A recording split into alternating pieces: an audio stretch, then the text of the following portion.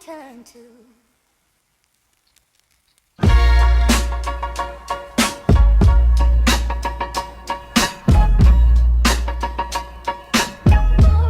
do I turn to? Walk back in with a duffel bag, one key, one bus card, one last tag. Mama moved, phone dead, rent due. I know the block, but the block don't know you. Paperwork thick like a brick wall. Every form say sign here, I stall. Online page keep asking me to prove what I spent years trying to get loose. First day home, I don't sleep much. Window half open, hearing loose cuffs. My hands still shake when the door latch clicks. Still count steps like a cell block shift. I tell myself breathe, keep pace, but the same old alley got a new face. And everybody say keep your head up, like clean is easy when the whole world fed up. 72 hours, that's the test. Keep my feet on the floor, keep calm in my chest. 72 hours, don't let me slip. I need a steady hand and somebody to pick up. Who do I turn to? Who do I turn to? First 3 days I need something true. Who do I turn to? Who do I turn to? Oh, I'm a returning neighbor too. Who do I turn to? Job site says apply online. My hands no hammers, not this thin line. Password reset, screen froze again. Red letters flashing like tried in. Court dates, check-ins, bus runs. Half the day gone before it begun. I seen guys fold for less than this. Seen hope get smothered in a small time twist. Cold turkey, hot thoughts, hard breath. Trying to stay clean with a loud head. Old numbers ring, same old pool. Same old corner with the empty pool. I don't need a sermon, just a seat. Just a real one who can look at me. Say 1 hour at a time, stay near. Cause the first 3 days hit like fear. 72 hours, that's the test. Keep my feet on the floor, keep calm in my chest. 72 hours, don't let me slip. I need a steady hand and somebody to pick up. Who do I turn to? Who do I turn to? First 3 days I need something true. Who do I turn to? Who do I turn to? Oh, I'm a returning neighbor too. Who do I turn to? I ain't asking for a miracle, just a call back, just a table, just a ride. The day of release is supposed to be the finish line. The heavy doors swing open, you walk out into the daylight, and your debt to society is officially paid. That is the cultural promise of the clean slate. But that promise rarely holds up to reality. Stepping out of a physical cell often means immediately stepping into a systemic one. We call this secondary invisible structure the double sentence. It operates off the books, but it is effective at keeping formerly incarcerated people on the margins of society. This secondary sentence is built on 3 main pillars: technological alienation, structural exclusion, and systemic racial bias.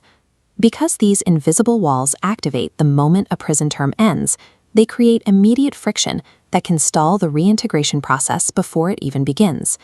Imagine spending years, sometimes decades, isolated from modern technology. You return to a world moving at a speed mediated entirely through digital screens. Suddenly, basic survival tasks, applying for a job, accessing resources, or even just setting up a phone, require navigating complex digital ecosystems. The resulting stress is immediate and paralyzing. This specific trauma has a clinical classification, post-incarceration syndrome, or PICS. This diagram breaks down the specific psychiatric symptoms of PICS. We see severe social anxiety, post-traumatic stress disorder, and a profound inability to form supportive relationships. This syndrome emotionally and cognitively depletes returning citizens. It turns the modern world into a series of stressors that target an individual before they encounter a single physical roadblock. The most immediate physical roadblock a returning citizen faces is finding a place to live. Securing stable housing is the foundation for successful reintegration.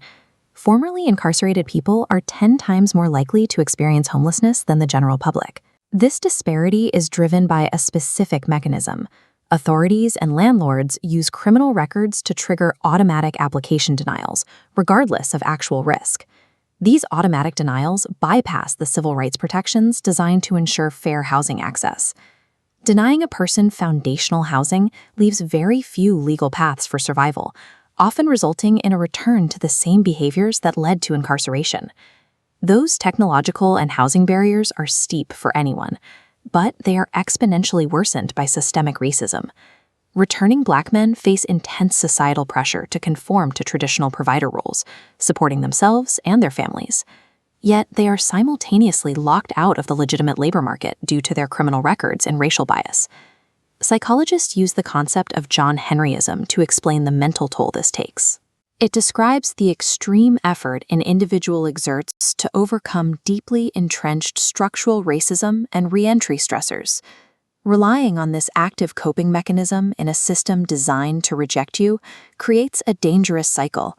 It leads to crushing burnout, persistent, overwhelming anxiety, and severe gender role conflict. This specific intersection of racial bias and structural exclusion destroys a returning citizen's psychological capacity to cope. It turns resilience into exhaustion. This flowchart maps out how post-incarceration syndrome, housing discrimination, and racial bias predictably converge. When these stressors overlap, the resulting high probability of reoffense becomes a clear systemic outcome. Traditional reentry programs that hand out basic life skills pamphlets or run generic workshops are inadequate against these invisible structural walls. Reversing this trend requires radical policy shifts.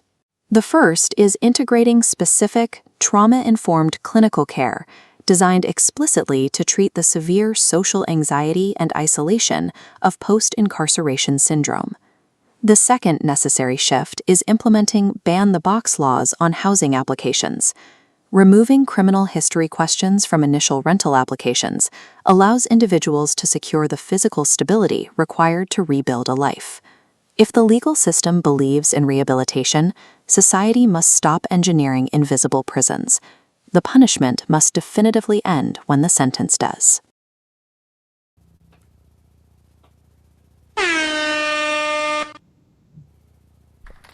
Good morning, good morning.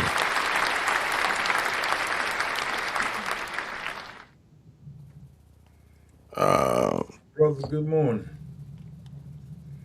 Almost afternoon. Yes, almost afternoon, man. Almost afternoon. Almost afternoon now. Well, this is our very first episode of the Returning Neighbors podcast, featuring me, myself, Justin Counts, for those that don't know, Executive Director of Jackson Strength Network. I'll let my brother introduce himself. Brother D. Rigonell, free people, free people. Yes. We here, man. We here. Yes, sir. Now, today we want to talk about, basically, this podcast is all about reentry. Reentry and reentry services. We want to talk about some of the struggles that men and women face on the daily upon reentering society. So today's episode, we want to talk about the navigating the first 72 hours, the emotional shockwave of it, the immediate feelings, response of being released, and what was it like for you when you first got released? Can you think back on that? I know it's been a while. Yeah, man. Well, actually, let me give you a little bit about my incarceration and how long I did in prison before I came home from prison. I went to prison in 1993.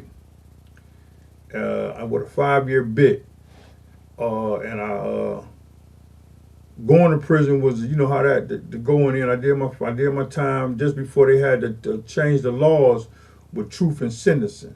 They didn't have truth and sentencing when I was on my way home. They just implemented truth and sentencing. So I did the 5 years, got out. Upon my release from prison, I was preparing myself. You know, that's one thing that I was doing before I got out to prepare myself. And when I left there, the procedure for me leaving, they gave me I don't know if they still do this or not, but they swabbed me. They swabbed me for my DNA. And I had an issue with that at first, but they wouldn't let you out unless you got swabbed to get out of prison so they could have your DNA. And I had my prison. I still got my prison ID and my prison ID, and they gave me $300 because I was working at the factory. They gave me my remaining pay that I had coming to me for that month.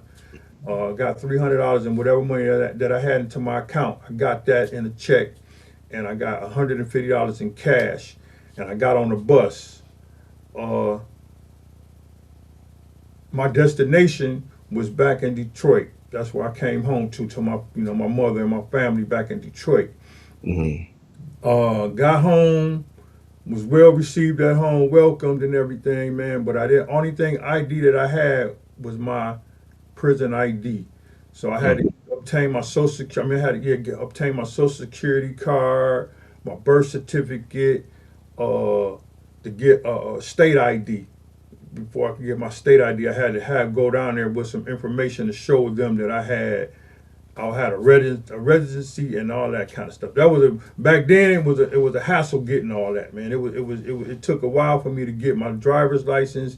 It took a while for me to get everything that I needed to get back into society to be functionable with using your ID, get a bank account and all that stuff like that.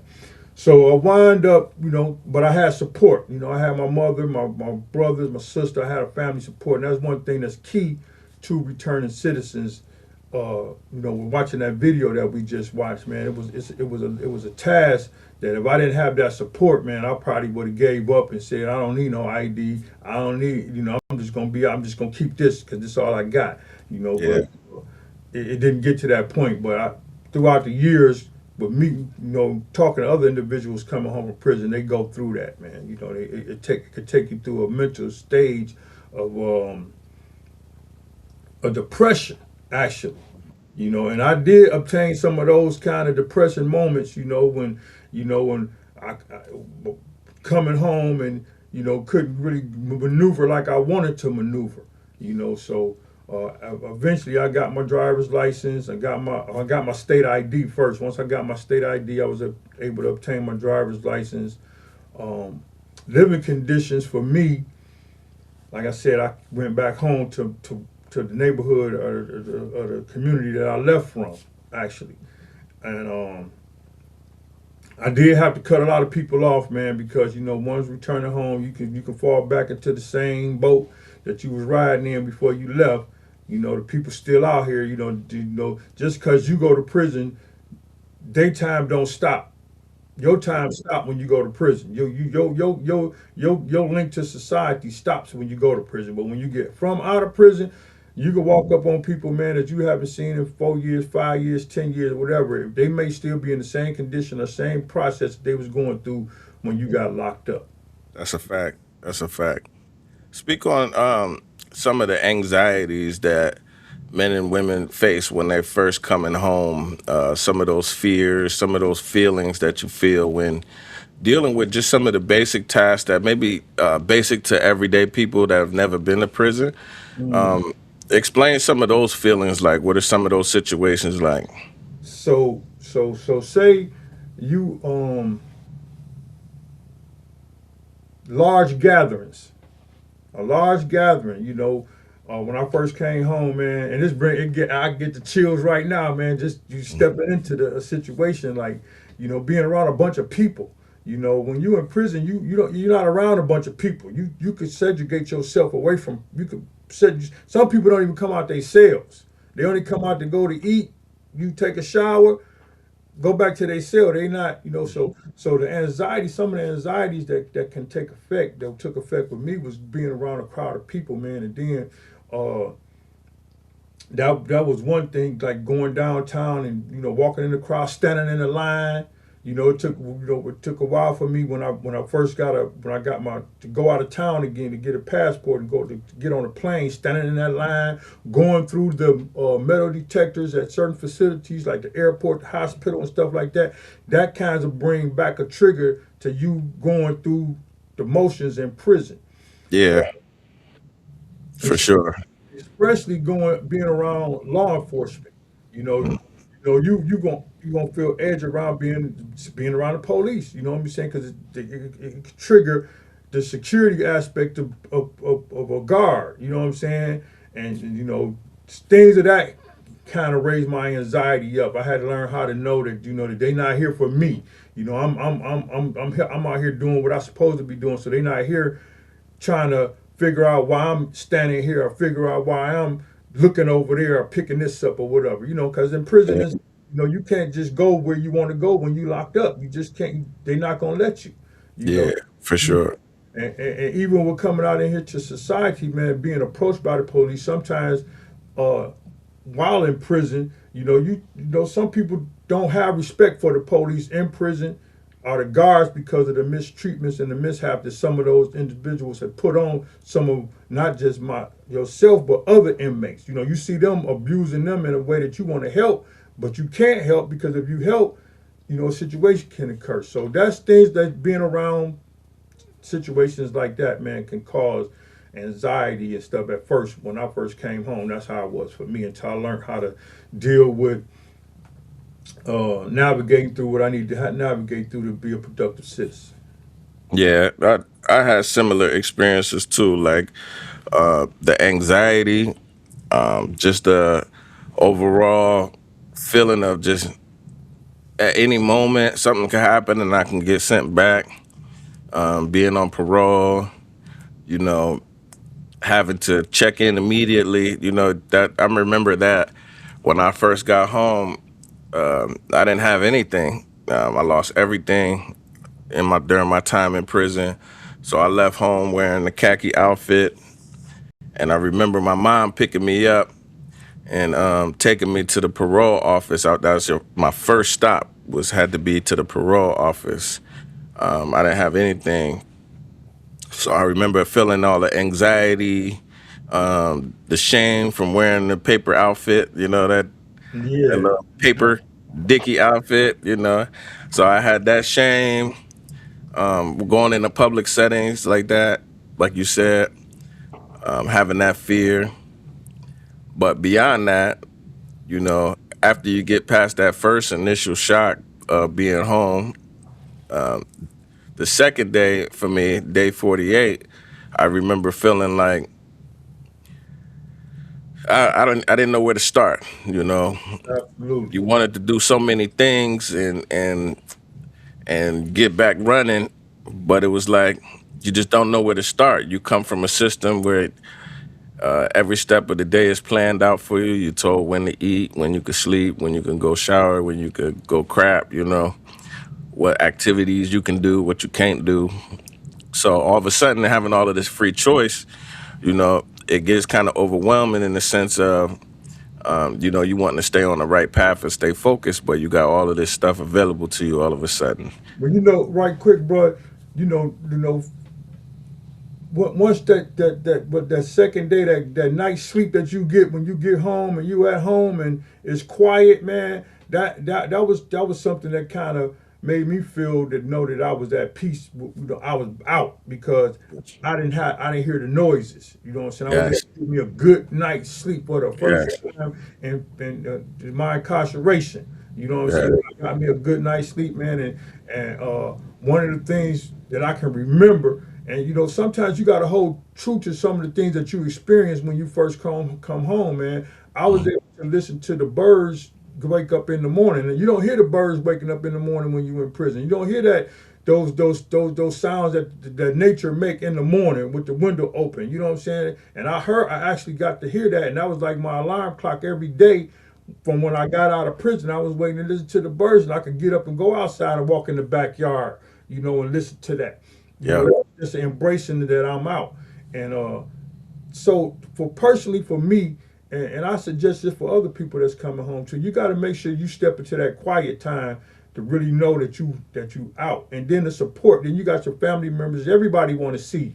You know, that could cause a trigger as well, because you don't want everybody at one time. You know what I'm saying? You get everybody at one time, man. They gonna start fighting over. Let me hug them now. You know, let me talk. You gotta distinguish the people that you want to talk to when you first come home. You know, I haven't seen my grandfather in a while. When I first came home, my mother, you know, she was a part of this religious facility. So that's where I went. I went to them, you know, and that's a good thing. If you're coming home, man, and you're part of any kind of religious organization, no matter what it is Islamic, or if it's Christian, or if it's whatever, Buddhism, whatever, go into that community where you coming home to, so you can be embraced by the people there from that community that maybe can aid and assist you. You know, Yes. you sometimes your support system that you have with your family don't have the resources for that. You know, and when you first get out, go somewhere to where you're gonna be received at, to where they say, when they really mean, like, if you need anything, can I help you? They mean that. You know, like the brother that's in respect to us. You know what I'm saying? You know, don't be afraid to come to us, because we got resources. We'll find a resource for you to get what you need. And I'm here in Michigan. I mean, in Detroit. This brother's in Jackson. And we got a couple other people. That's why we built this Returning Neighbors podcast, because it's returning neighbors. It's like we all actually come together to work together as one to help out one another as returning citizens, man. Because you know, you can rely on the state, you can rely on other entities, but man, ain't nothing like going to somebody that know the struggle of what you're going through. Facts. Facts. We got a comment from Betty. She says, "Thank y'all. My son is at NCF in Newberry. It's nice to know that I will have guidance for him when he comes home. His father is deceased, unfortunately, and I'm seeking a role model for him. Private message me if you're a man of God and willing to help my son remain a Christian while incarcerated." Yeah, we'll definitely send a message. We can reach out, Betty.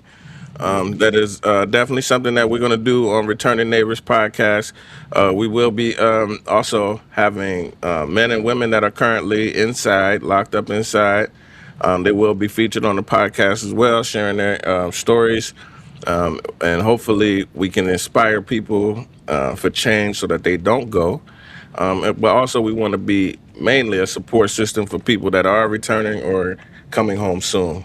Yeah, she need to let her son know, man, that it's individuals out here that's willing to help him out. If you can get her son's name and number, man, we can reach out to the brother and see, you know, where he's at in his mental and what he got going on. Because a lot of times when you in prison, man, we was just talking. Me and the brother was just talking about that. I know this is returning, but you got to look at this situation. You have individuals that's right there at the doorstep of coming back out to society. They right there. You know what I'm saying? If they haven't prepared themselves on what they're gonna do when they get here, then you know, Miss Betty, you need to let your son know that it's a lot of things that he had to accomplish before he get released to come out here to function out here in society. Facts. Especially with him not having a father. You know, I'm quite sure it's some gentlemen or men up in the prison that if he affiliated with a religious organization, or me and the brother was just talking about how you gotta connect yourself with somebody or some organization there to help you through to get out. So once you come home, man, we definitely can aid and assist him. And I don't know what part of Michigan he's in, but Newberry, I know that's up in that's not that far from Saginaw, right? Yeah, yeah, we close, and she might be in Detroit. Yeah, I just got a message from the brother Blake. He said he might be on shortly, so that's cool. But basically, the main thing you mentioned it earlier, and I had the same benefit, is the support system that you have upon release is critical, especially within those first 72 hours upon incarceration, because there's so much time for you to get into so many things that can negatively impact your life from that point on.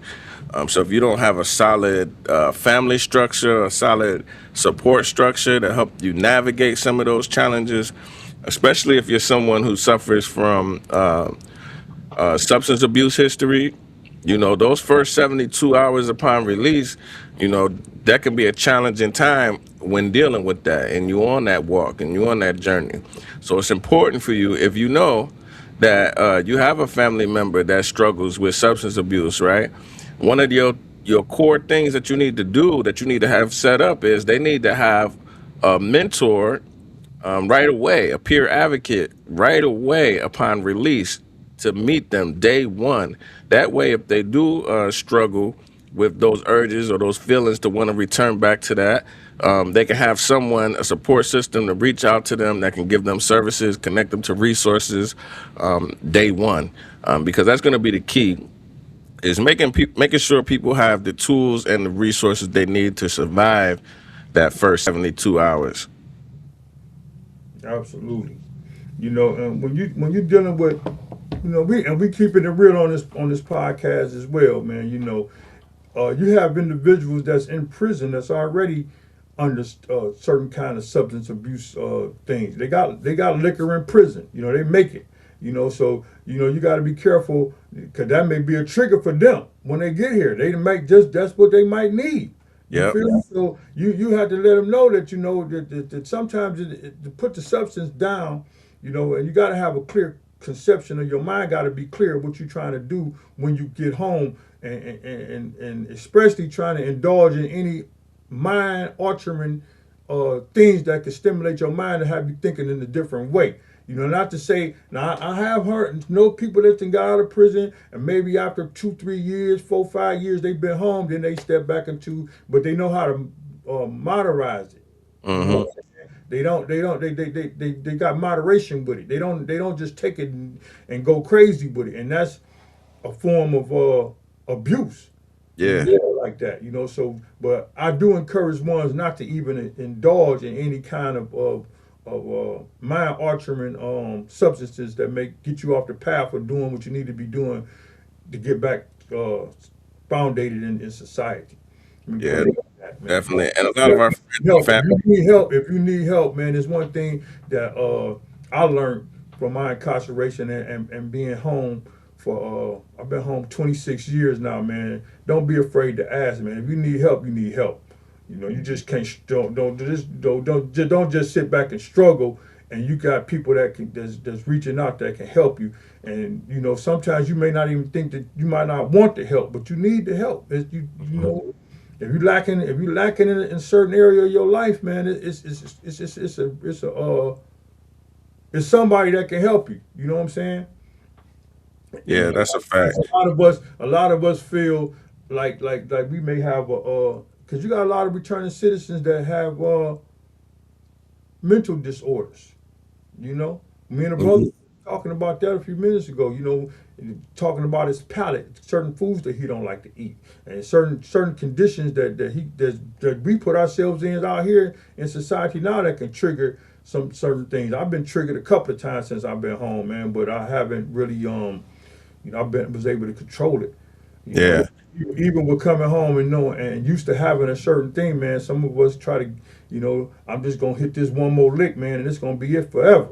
You know what I'm saying? You don't want to get back into doing that because you might get away with it a couple of times, and then eventually, just like how you got caught the first time, something gonna come up to where you're gonna wind up having to show and prove, and now you want to get away. So it's not Yeah. even it's not even start getting back into that criminality of things, trying to figure out how to make some money the quick way. There's only Yeah. one way to make some legit money the right way, and that's and I'm quite sure ones know you got to invest your money and you got to utilize your finances the right way to take care of yourself. Yeah, for sure. The only way to really enact change is to really change all the way around. You got to come home and separate yourself away from those old friend circles that you used to hang around. You have to surround yourself around total new environment, because prison doesn't do anything for you as far as helping you change. It's really upon self and upon yourself to enact change from within, however way that you can do that.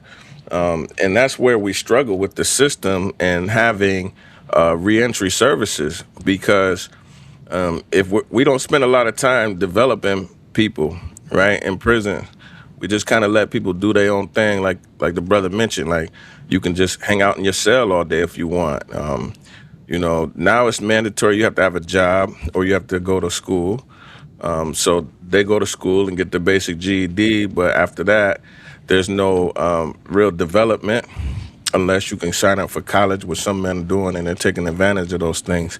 But if you're not really focusing on educating yourself and developing yourself personally, when you get released, it's even worse because now you back out here to what you know. So if you go back to the old things and the old ways, like you said, your people's coming home. If they just throwing drinks in your face, drugs in your face, your first day home on a party, this is not going to be the right environment for you to help you change. So our families have to understand that in order to support our loved ones in a proper way, right, to help them change and to help to give them the support that they need.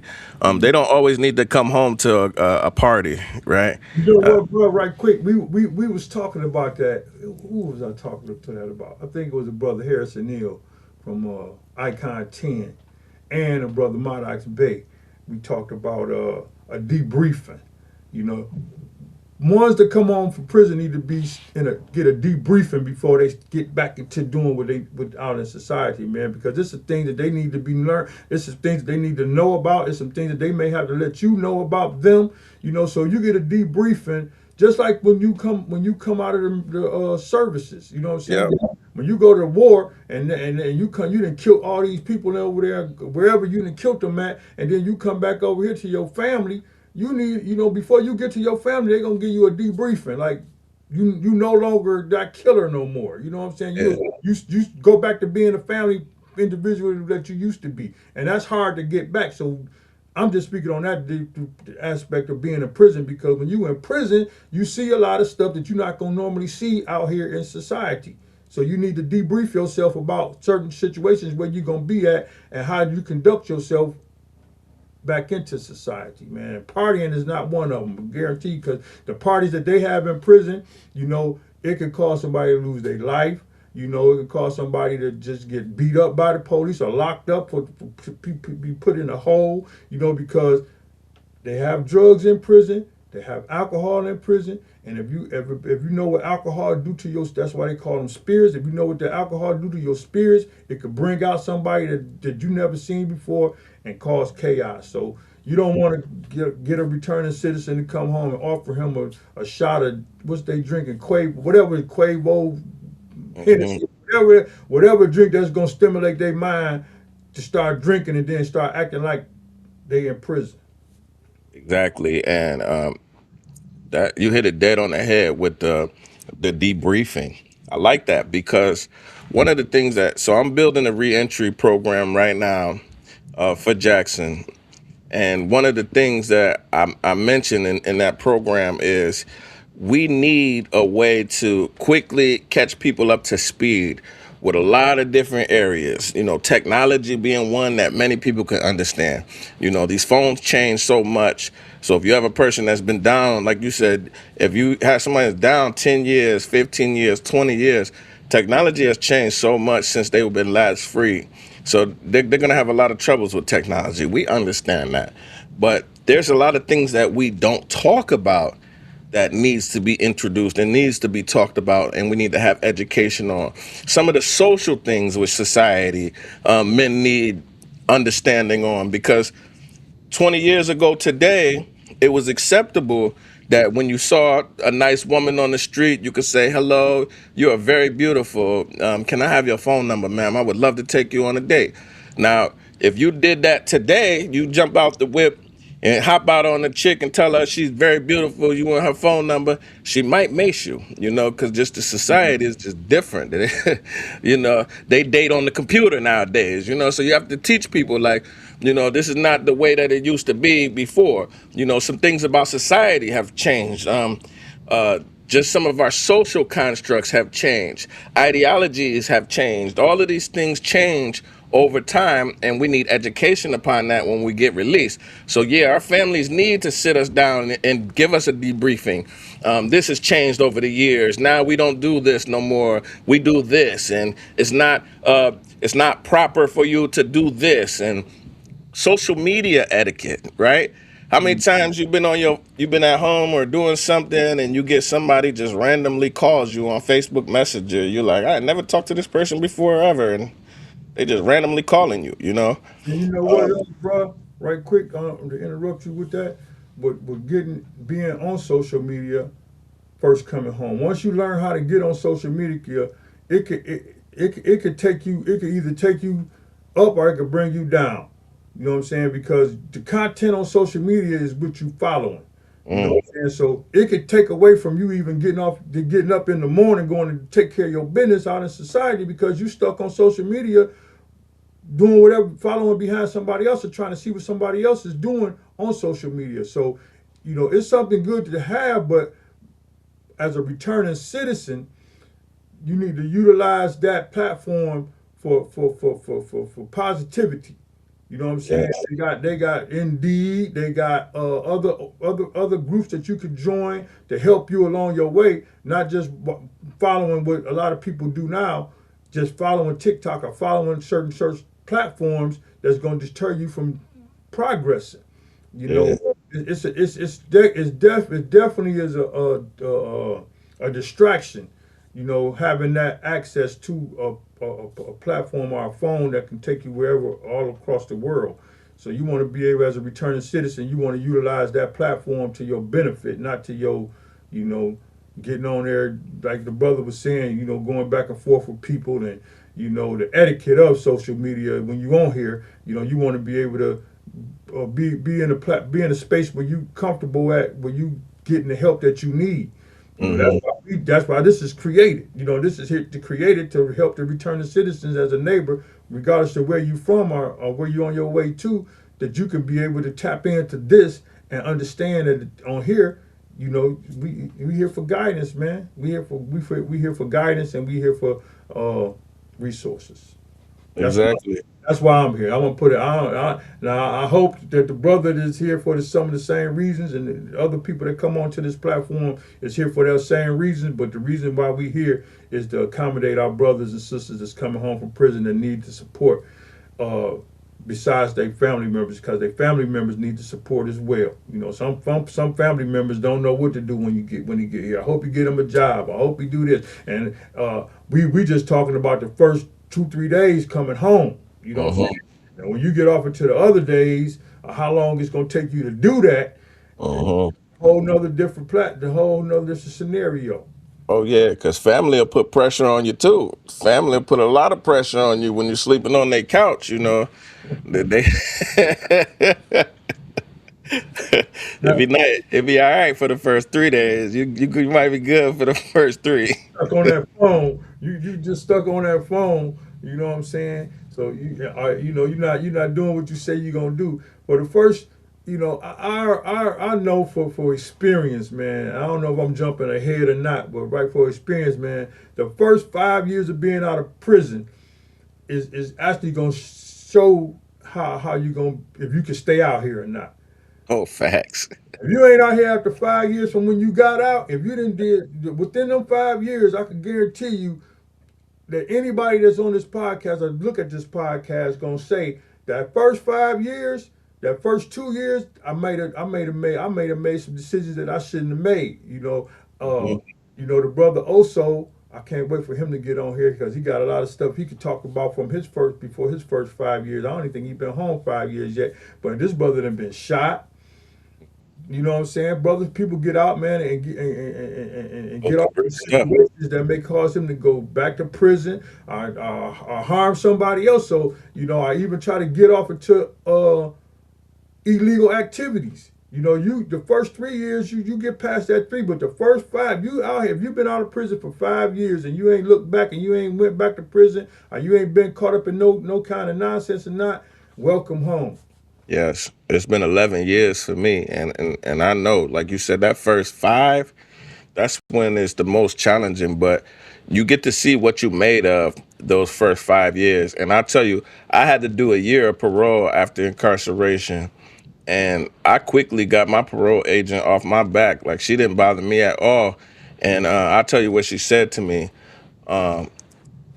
I had came home immediately. I didn't have no job, but I think I worked at the plaza. I took the job as an Easter bunny in the plaza, putting on the Easter bunny suit for the Easter pictures. And when I went to the PO office and I told her, I was like, "Yo, I'm the Easter bunny." She laughed. You know what I'm saying? She laughed her butt off. She was like, "You gonna be the Easter bunny?" I said, "Heck yeah!" They giving me $12 an hour under the table. I'm on it. You know. So I think my second job after that, I worked on the golf course for the city of Jackson. On the golf course, and I was just doing all of their grunt work, all of the landscaping grunt work, heavy lifting stuff, weed whacking all of the traps, the sand traps, all day long, hard work for little money. And when she seen I took that job, she was like, "Man, you'll do whatever for your family, huh? Take care of your family." I said, "Yeah, I'll do any job. I don't care. You know what I'm saying? As long as it keep me free." And Mm-hmm. after that moment, she kind of left me alone. That I didn't get any home checks. I didn't get any like no extra riffraff with her. It was just she saw that I was on a mission. She seen that I was willing to do whatever, and she even seen how cause she would get my checks. She would look at my paycheck stubs to verify my hours worked and things like that. And she would see how much child support was taken from me. They was taking 55% of my income, and she would talk about that and how challenging that was for me at that time. But she seen that I had a good support system.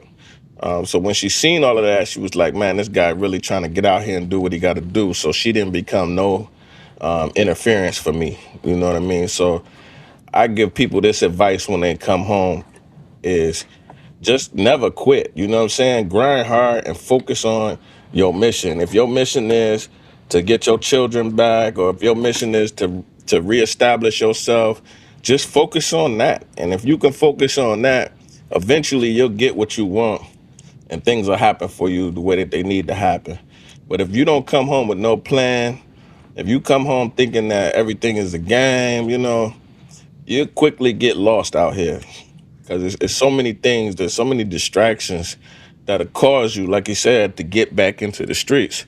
Many times I would go through holidays and not have enough money to buy my son a Christmas gift, because they taking so much money from me. I'm still working these little jobs that I can get.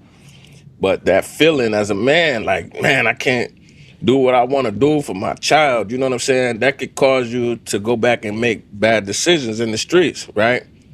But for me, I learned to ask for help, not be too prideful to say, I need some help. And when I started to do that, people started to help me. I started to get resources. I started to find resources. God would make a way. I would have people come, donate presents, do all kind of things, get my kids on the angel program, and all of a sudden they get all these presents donated to them. So throughout the journey, everything would work out the way that it needed to work out, you know, when I started to ask up and not feel like I had to do everything on my own. And that's the hardest thing for us is if we don't have a good support system of people around us that can help build that, you And know. brother Justin, man, it's a way and this is just information. I'm just because we firsthand information. Hmm. Sometimes you have to build your own support system. You got to Hmm. build your own support system, man. Everybody ain't here to help you. Everybody here that might want to help can't help because it's Hmm. always saying, and I take people to this when they say it because and when you lose a loved one and they say, if I could do anything that I could help you with, and you put them to well, give me I need $5,000 to get the burial situation coming in.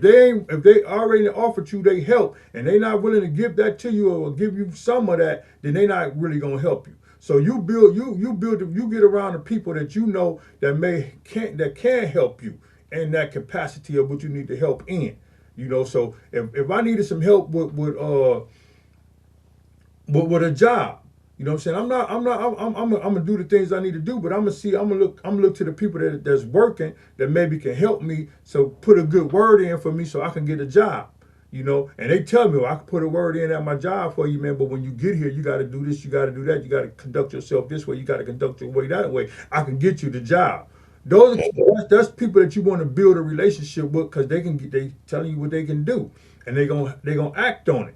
You know, Yeah. you want to build. And you don't need a whole bunch of people. You don't need a you don't you, 4, 5 good people, 4, 6, 7 good people. You know what I'm saying, to help you along your way to get where you're going to get. That's willing to actually sacrifice some out of their life because that's what at the end of the day, viewers, it's a sacrificial thing for me to sacrifice some things in my life to help another person out. You know what I'm saying? I know I'm gonna get a blessing behind it, but some people may not see the blessing that I'm gonna get behind it. But I already got the vision of how individuals need to be when they get out, because I've been through it. When you out here trying to find a job, man, I always, when you in prison, I'm always confer back to prison because I learned a lot of stuff in prison that I wouldn't even thought I would have learned about out here in society. Talking to certain individuals in prison gave me some guidance. It's everybody in prison ain't dummies. Everybody in prison ain't. You got some killers in there, but you got some educated people that's in prison as well that can give you some knowledge if you obtain that knowledge and you right with it. Right. You know what I'm That's a saying? fact. When you line up with people like that, you're gonna come out and be successful. You're gonna come out and stay the course. But I always thought of a job as, man, you can make your own job, man. When you in prison, you come up with a hustle. People making cookies, they making cakes, they making cook-ups. When they got art stuff going on, so you come home, you stay in that fashion. Let me build me a job. Washing windows is a job. Washing cars is a job. You know what I'm saying? Picking up debris is a job. Cutting grass is a job. You just got to get yourself together. If you have a driver's license, go get you a trailer. If you can't afford a trailer, go rent you a trailer, get you some flyers. People need their house, garage cleaned out. People need stuff cleaned out. That's a job. That's a business for yourself.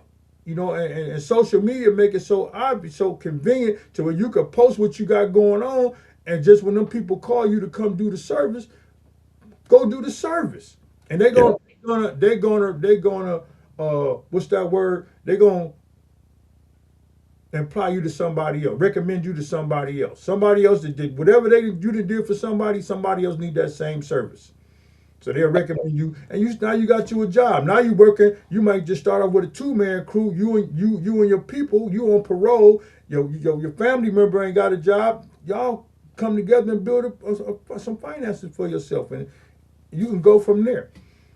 That is one good thing that I see a lot of men that are returning home nowadays.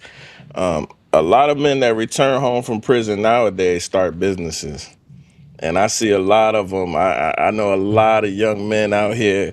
They come home and they do just like you said. And it's because society has a hard time giving us those opportunities. And as I became a case manager, I started to understand like the social aspects of it and some of the gender and what they call unconscious bias that's involved just even with the term felon, formerly incarcerated. There's a poll that they sent across America, and they asked people to close their eyes. And when you picture the word felon, prisoner, inmate, what do you see, right? And the average person said they see a drug dealer, right? So then they asked them, well, what does a drug dealer look like in your mind? And they said somebody black or Hispanic, right?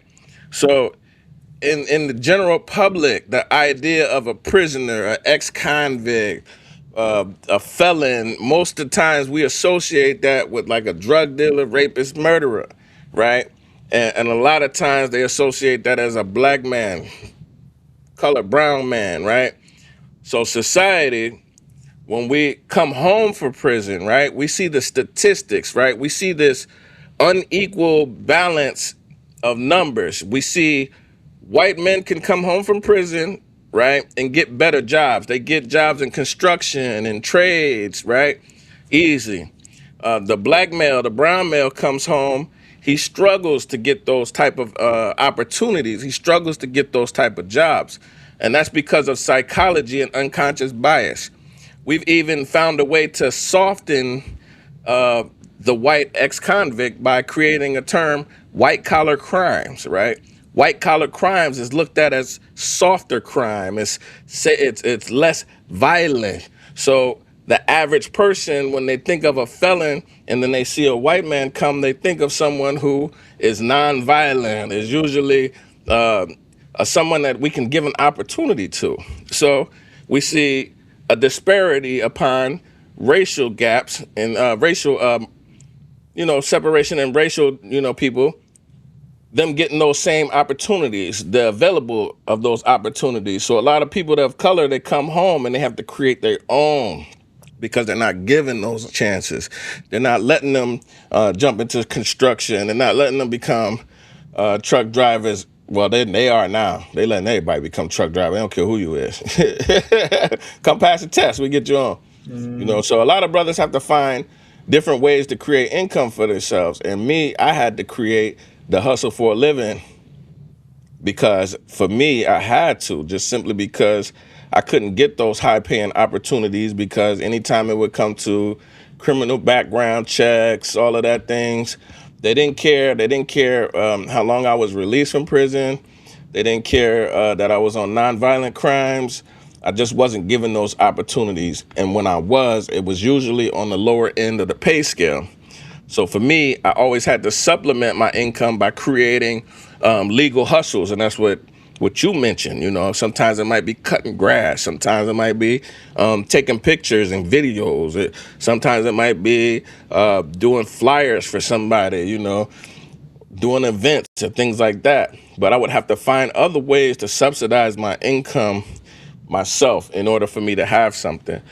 So that's a very real thing for people that are coming home from incarceration. And we have to have that understanding when we're trying to support them, because it is challenging for everybody involved. It's challenging for our families because there's another mouth that you have to feed, you have to support, another person that's in your space, and you might want them gone fast and all of these things.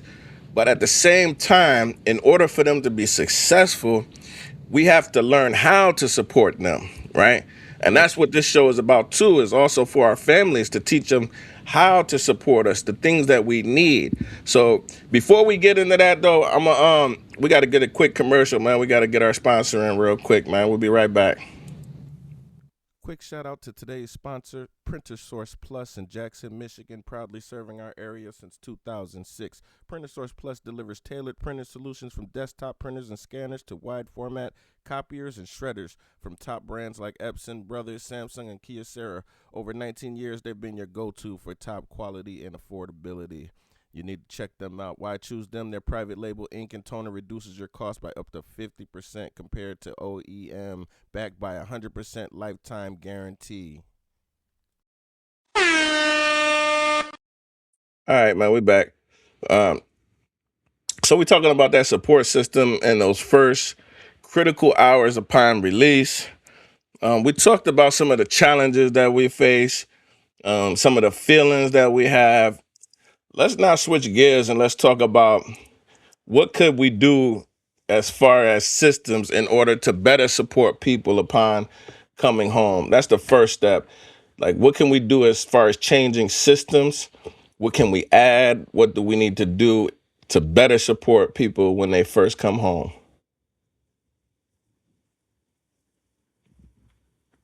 Come out of my mouth was, man, we need the support of the supporters. You know what I'm saying?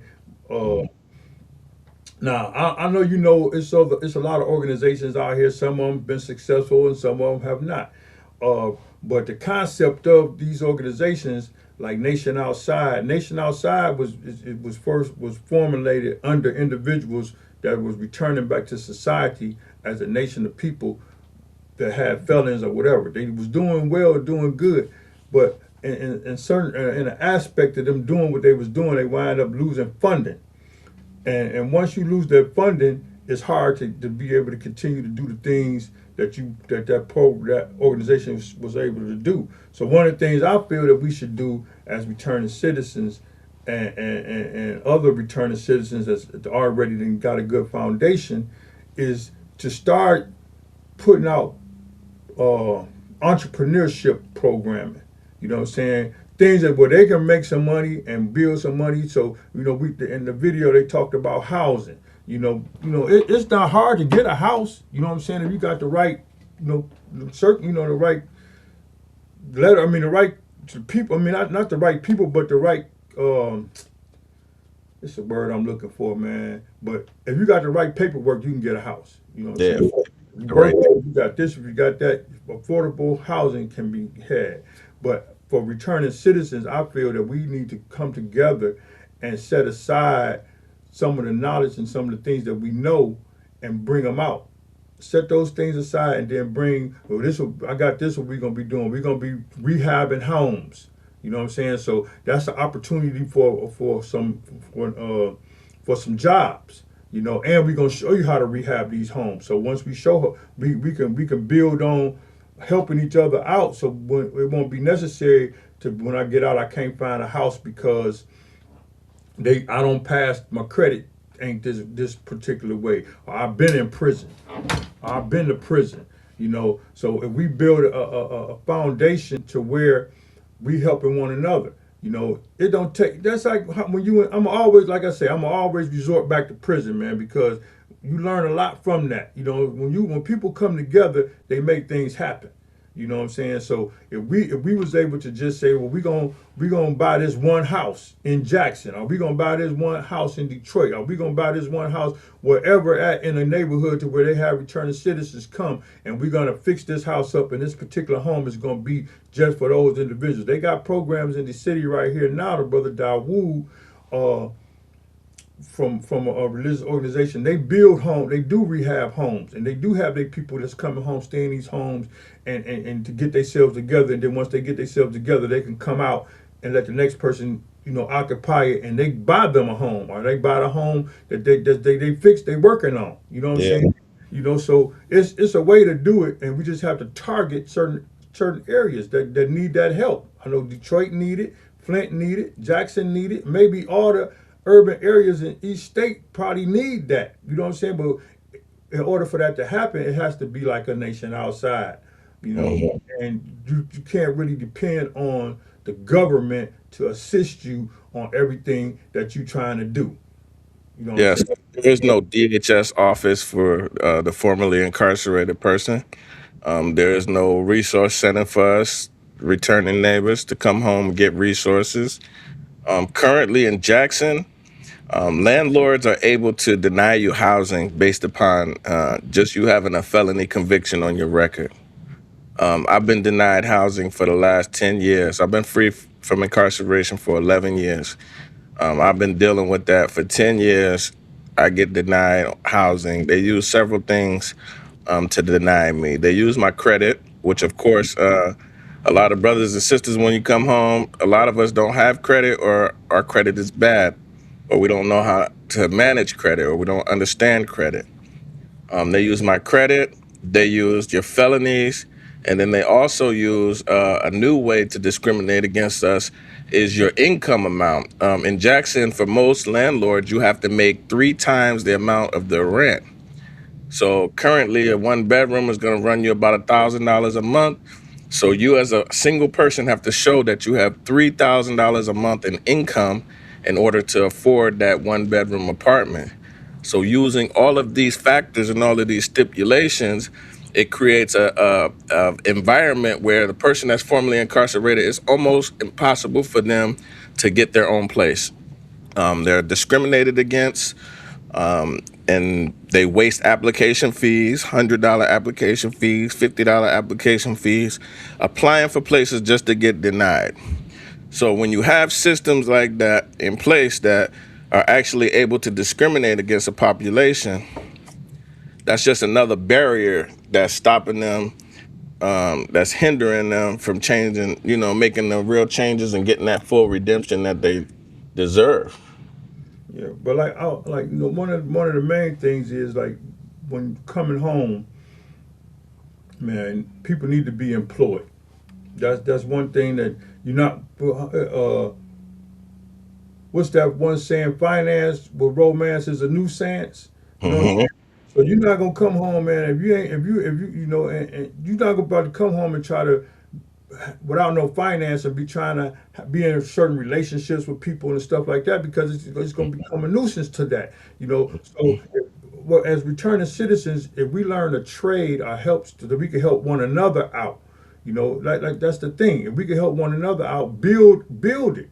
And be serious about building what you need to build. Because I do know people now, man, that's coming home that, like you said, some of these halfway houses don't let you come in their house.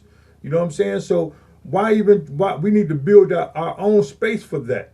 You know what I'm saying? You could take something and make it out of nothing, like I was saying earlier. You could take something and make it out of nothing. The next, you could build a 4-family flat or a 2-family flat, an 8-unit house or whatever. We have to invest our money with each other. You know what I'm saying? Hmm. And have that commitment. Invest with a commitment. And this organizations may step in and help. Some of these organizations is not 501c3s. They can take money and help you. So you have to look out for that. But at the end of the day, uh, as a returning citizen, that's coming home to families that you may have a wife or you may have some children that you haven't seen, some young adults, things of that nature, is you just know that they want to know what you're gonna do too. What's your plan? Hmm. And sometimes your children then got to the point where they can help you foundate some of the things that you need to do to help you with, if they're capable of doing it, and if you're showing them that you willing to do what you need to be doing. So it's a lot coming home, uh, and sticking together and being together. You know what I'm saying? Not just coming home and saying, "Well, I'm here now." And sometimes people do need a space. You give a person some space, so they can get their lives together. But like the brother Justin said, you got to come out here with a plan, man. If you ain't got a plan, I try to talk to people with a plan. Then you're gonna be wondering what you're gonna be doing, and it's easy to fall victim to crime. It's easy to fall victim to abuse. It could cause a lot of mishaps with you. Yeah, you mentioned halfway houses. I don't think we have any left in Jackson. But that's something that we need. And I think, like you said, we are going to need some organizations to start putting some focus in it, some focus and attention on our returning neighbors. But I think they have to understand the why first. And I think that we have to spend some time educating people on why we need to support these type of services, why it's important, and then what the outcomes of it will be. Because a lot of people just have that mindset, like, you know, F around and find out, you shouldn't have did that, that's what you get, right? But they don't understand that once you come home, right, you've paid your dues for doing that crime, right? You paid yours, right? You've received all the punishment that you're supposed to have.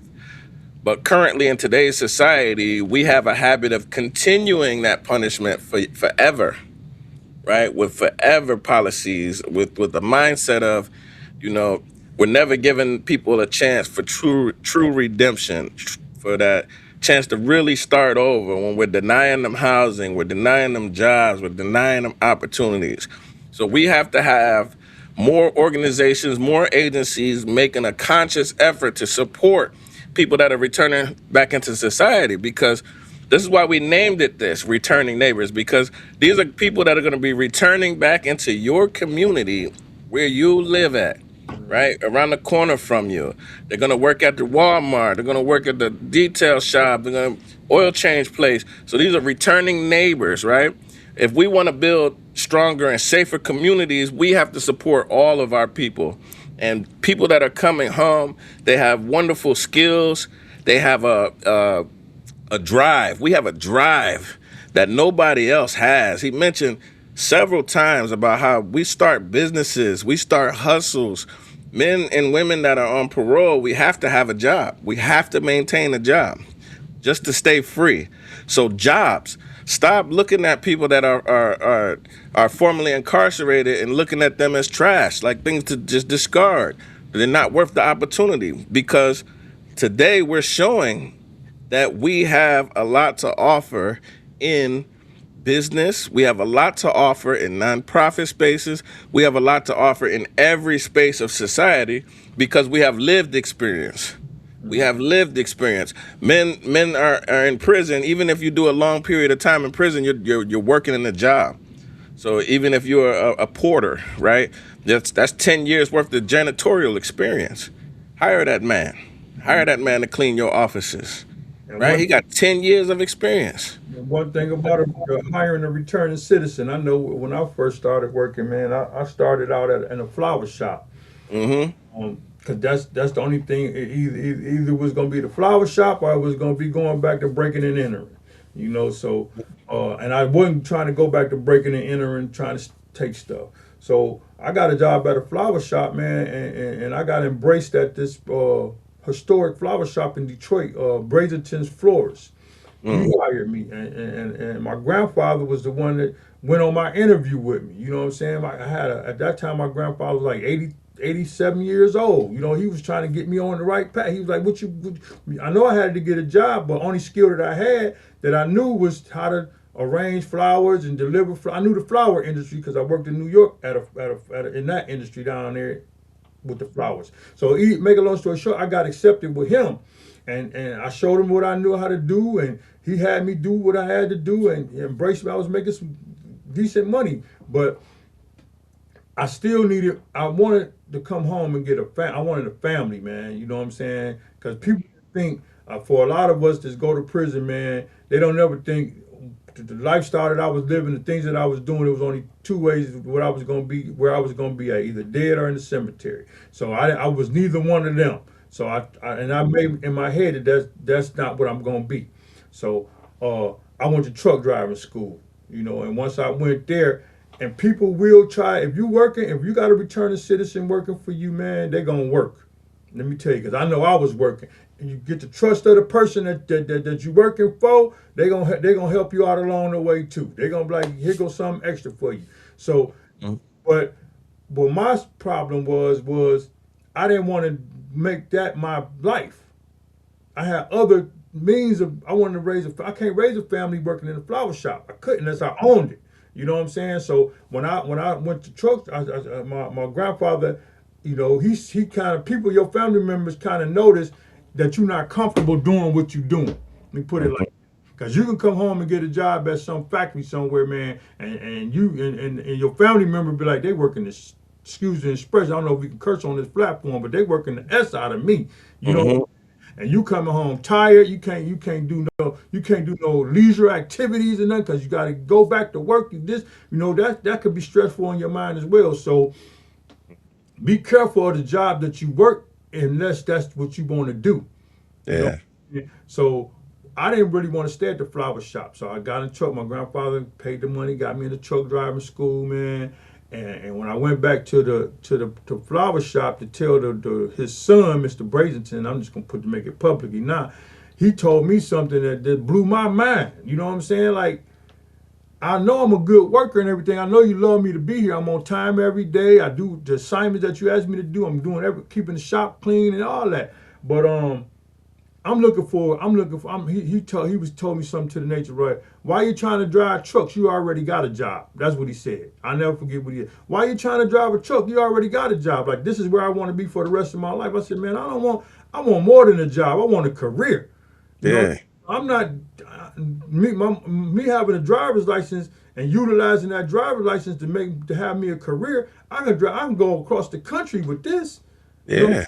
So I had to let them know that. So when people get out of prison, man, it's okay to work for somebody, man. But my whole thing, and if you're a hustler, you always know you hustling, but you want the next person that you hustling with, you want them to reach where you at as well. So you don't want to have a hustle. You don't want to have a person, and that come from experience from the drug selling. You know what I'm saying? You go buy this, he fronting you this, but you want to have your own money. You want to have your own clientele. You want to have your own business. Yeah.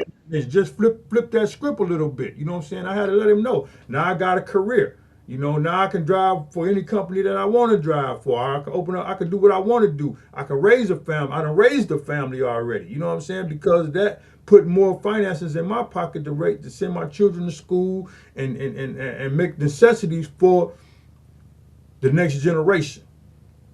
Do you recommend brothers that come home today to get into truck driving? Yeah.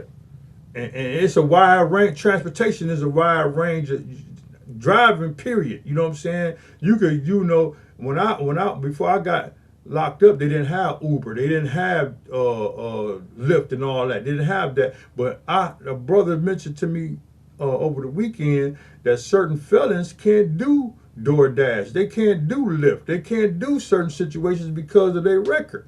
You know Yeah. what I'm saying? But here it is, you got. I'm just gonna iterate on this right here. Here it is, you got Uber drivers that don't have no felons abusing people.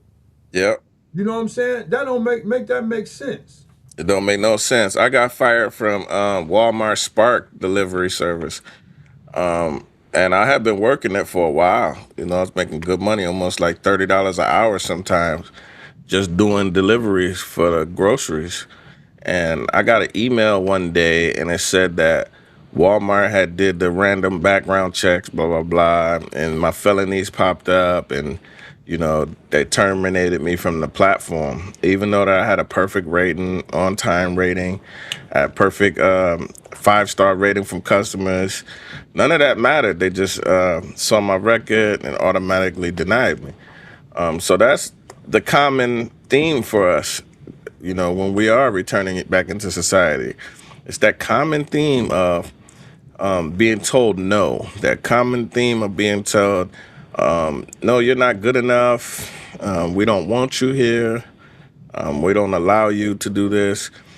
So that becomes frustrating for a person. I remember signing up for college, and I wanted to go to college for business. I was like, I'm gonna go back for business management because I'm a supreme hustler. I understand business.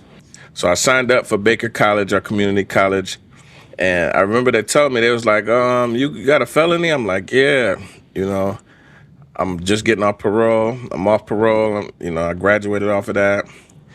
They was like, well, we got to do a background check on you just in case. And then we got to get permission to see if you can go to school here. And I'm like, dang, I'm not violent. I'm not a pedophile. Never had a sex case, nothing like that.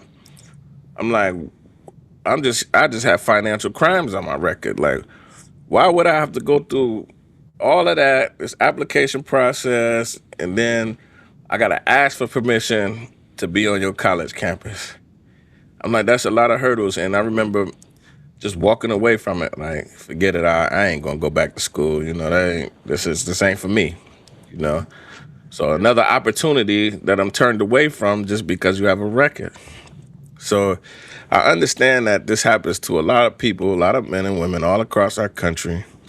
So what can we do to change that? Like you said, we have to create our own opportunities, and we need the people that have the means, the financial means or the knowledge to create opportunities to do so.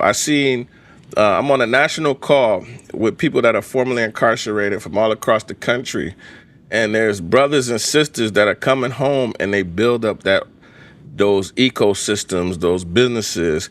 Like you said, they're buying houses, and then they're housing people that are coming home, giving them somewhere to live, and then giving them skills. They put them back to work. They might work landscaping jobs, right? And every day they get to go out and work landscaping, earn a paycheck for themselves, and have somewhere stable, safe to live, because they getting housing, and they subsidizing that by working, right? So we need opportunities like that. We need people to be able to invest in us a little bit, especially when it comes to housing. Because if I don't have nowhere to lay my head, like, that's just the basic foundational principle, like, of reentry. If I don't have anywhere to lay my head, how can I think about changing my life? How can I think about anything other than just base survival skills? Right quick, when you get these journalmans, you could get a journalman, a person that's qualified and licensed, that mastered a certain skill set of a journalman in electricity, concrete, building. These are, you got journeymen that if the returning neighbors can link up with some of these journeymen that got the license to help other people, just show them how to do the work. Or we could work up under a journeyman. If you got an electrician and he got a legal electrician's journeyman's license, he could actually bring on individuals to show them the basic skills of wiring a house. You know what I'm saying? And he could show them the basic skills. You could get a journeyman that's journalizing concrete that could show you the journeymanship of helping you build a porous concrete for a foundation. You know, and that we need to look in that capacity of helping our neighbors out that's coming home, because if I can learn the skill, maybe I don't know how to I don't know how to do the work, but if I'm working under somebody that's licensed and certified to show me how to do that, then maybe I know the basics, and maybe just with the basics I can learn. I could take that and further myself. You know, and I'm saying this to say another thing, when I came home, I started doing landscaping. You know, I got my CDL driver's license, right, and I got into a kind of an incident, man. And this is for the people that got driver's license that's working professionally. Don't get caught with no kind of alcohol, nothing. You know what I'm saying? Because they will suspend your license for 2 years, and after you get your CDL license back, it's hard getting back into that focus of getting into that mainstream. You know, so I had caught a DUI. You know, and that's something that being a truck driver that you don't want, because it takes away from a lot of things. But I had to think. You know what I'm saying? This is my profession, so I had to link up with somebody that I could work with. So I started working with this landscaping company, and to the brother that hired me for that landscaping company, he had other machines, you know, industrious machines. I learned how to drive a skidster. If ones don't know what that was, an excavator. He taught me, and I was driving a dump truck. So I learned how to utilize that equipment. You know, Yeah. and once I learned how to utilize that equipment and got back to once I got back into the stream of truck driving, I still had I started doing my own landscaping stuff. You know what I'm saying? Because I know how to work the equipment, and I learned how to do that through him. So I'm just full circuiting. If you're working with somebody that's licensed, that's certified and doing whatever they're doing, you can learn from them to learn yourself to do the same thing they doing, and provide for your community as well. Exactly, man. We're gonna take a look at this infographic we made. Switch over here. It's called Reclaiming the Narrative. This is the journey of successful reintegration for black men, especially us, because we can only speak from the black male perspective, us being black men. So one of the things that you have to have is you got to learn how to strip away that prison mindset, first of all. When you come at home, we call that the deprisonization, that unlearning process. You got to make a conscious unlearning of all of those incarcerated survival skills, the behaviors that we actually embrace, that we take on to survive prison. You got to drop all of those things, right? And we have to start shifting our mindset from prison to being free, right? We can't make that mind shift change without solid understanding, solid support from our family, having a safe, sound environment to be able to focus on that healing journey, right? We spoke on a lot of these things already, but I'm just putting it out here for you to see an actual full structure. We talked about the navigation of the structural barriers, all of those different things. Those are where we need to infuse the support system. We need to infuse organizations, agencies. Everybody has to come on board with this, right? We have to have more attention being paid on systems to make sure that systems aren't still playing those same old tricks on us that are keeping us away from opportunities. We have to do a better job of teaching brothers other ways to subsidize their income through entrepreneurship, skill building, like you said, getting trades, learning how to drive trucks, all of those things. And then creating that sustainability by building families, restoring the family structure, rebuilding that trust and providing emotional presence, right?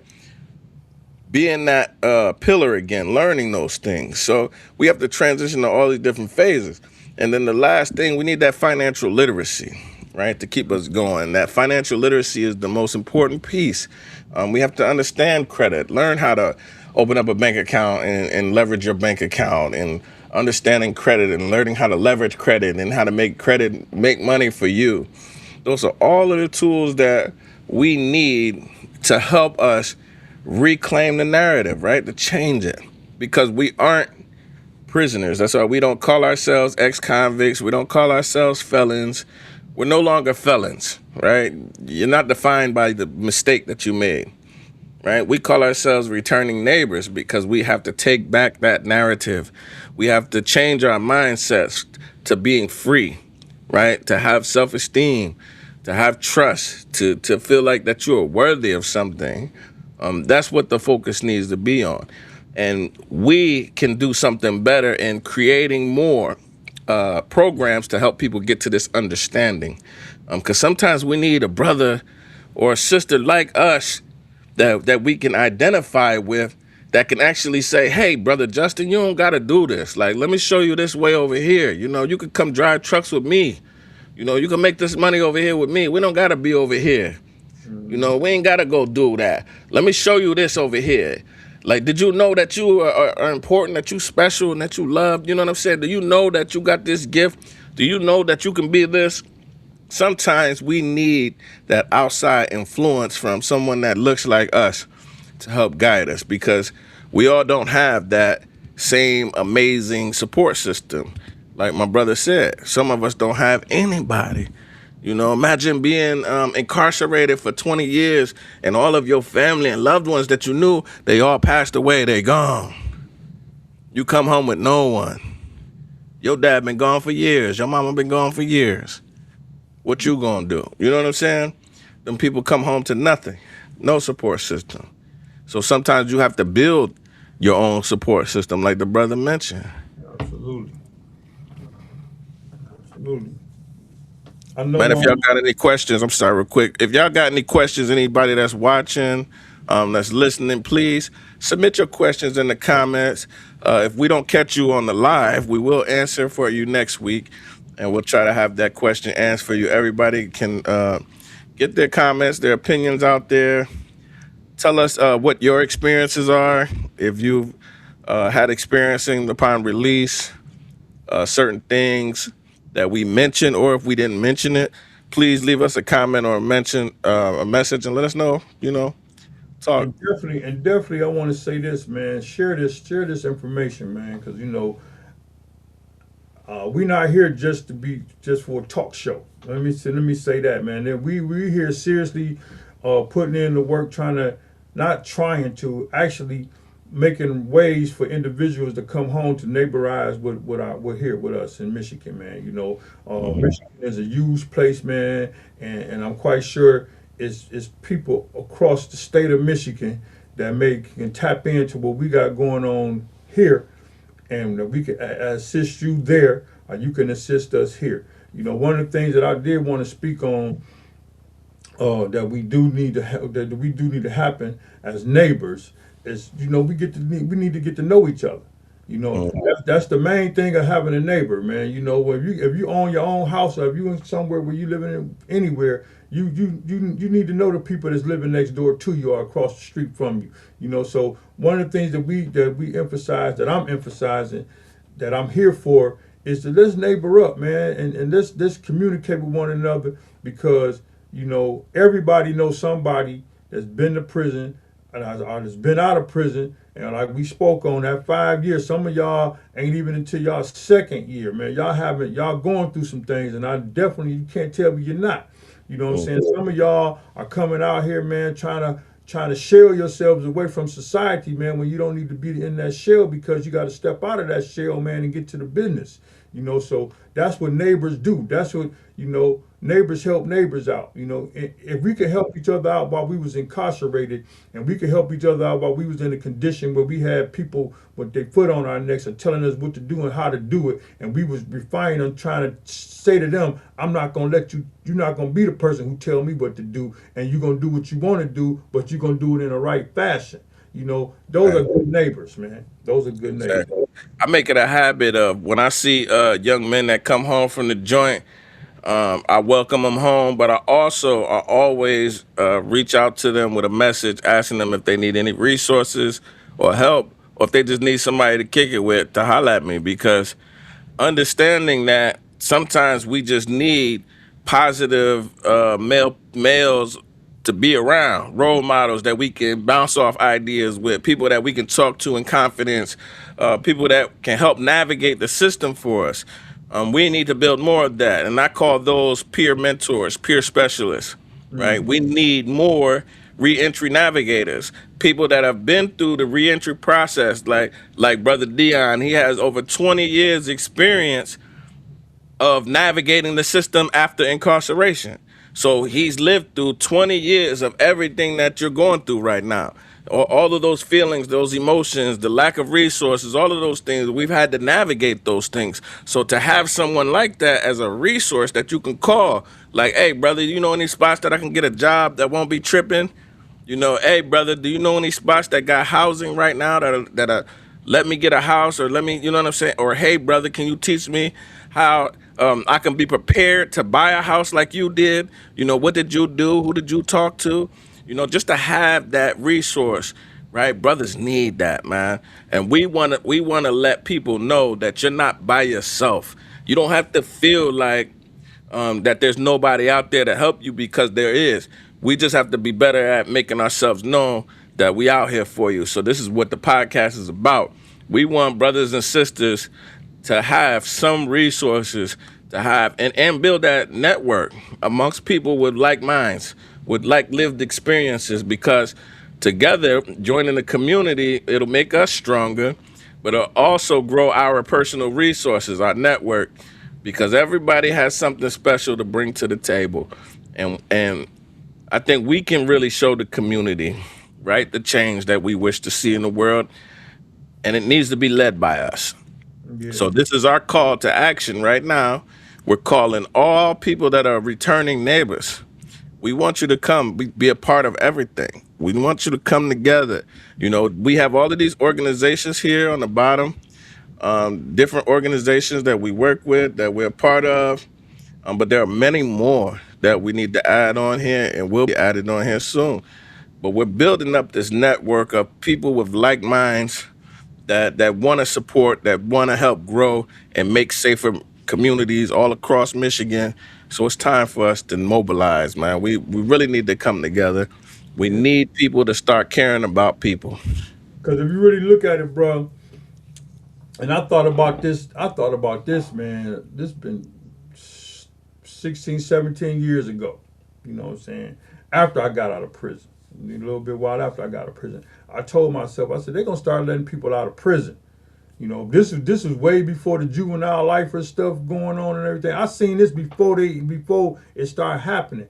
But then, they're gonna. I said they sentencing people to 75 to 150 years. That's way too much time for somebody to be doing and for the crime that they committed. You know what I'm saying? So I knew that they was gonna start letting people out. But the whole thing of it is we at a critical point in our lives with our returning citizens, because no one never would have thought that they was going to change laws to let juvenile lifers come out of prison that was supposed to be spending the rest of their lives in prison. Nobody never thought that they was going to start releasing people from prison for longer term sentences. You know what I'm saying? Yeah. Nobody never thought these people was going to be on their way home, because society had stuck in their mind that that's where they was going to be. But now, trick no good, these people coming home. So now it's up to people in society, even though they went to jail for whatever, went to prison for whatever they went to prison for, they still gonna be part of these communities. They still gonna be your neighbors, and they have to be received in a certain kind of way, Yeah. So it ain't my fault that they got out. You know what I'm saying? It ain't even their fault they got out, even though they hoped and prayed that they one day would get out. Some of them didn't know that they was never. You talk to some of these juvenile lifers, man, they didn't even have an inkling that they was ever gonna get out of prison. When they got sentenced to that life they got sentenced to that life term, that's what they had in their mind. I'm gonna do the rest of my life in prison. For those the ones that said no, I'm not. They gonna imprison my body, but they ain't gonna imprison my mind. They out here doing good. They out here doing what they supposed to be doing. But for those ones that never thought that they was gonna get out, some of them, not all of them, but they need our help. I guarantee you they need our help. And it ain't just like I said, in Detroit, in Jackson, Grand Rapids, wherever you at. You know what I'm all, saying? all So, across the state, for sure. All across the country, really. It's a big issue for all across the country. And I like to tell my young brothers, man, this. A lot of them don't see the need for change. Some of them, I know I talked to a couple young men that are in the feds right now, and I'm trying to gauge where their mindset at. Some, they say they in that stage where they ready to change. They just don't know how, right? Those are the easy ones because they already come to that understanding of why they need to change. But what I'm struggling is with the young boys that's still not coming to that realization, understanding the severity of what they dealing with when it comes to this system, and how hard it is and how much their actions, right, have a reaction. And sometimes we don't even think about the consequences of our actions, right, when we out here. And that's where I find a lot of the young boys is at, right? They don't even think about the consequences of their actions. They just out here. And they coming home. Some of them I could tell like they're not at that stage of change yet where they're ready to make some changes, but we still want to support them and we still want to keep trying to show them the way, man. But we're just struggling with that connection because a lot of the young boys, they're not ready to receive true mentoring from older guys like us. They don't see the value in the knowledge or the wisdom, but we just got to continue to be there for them. But that's the hard part is when you got guys that coming home from prison that aren't necessarily ready to make the change, is to make that connection with them to show them why they need to change. That's the biggest challenge that we got right now. right quick, bro, I learned in my journey, man, experience is the best teacher. Let me just say that experience is the best teacher, man. When I was young and I was coming up, I felt the same way, man. I felt like, ain't nobody business but my business. Ain't nobody gonna have the consequence but me.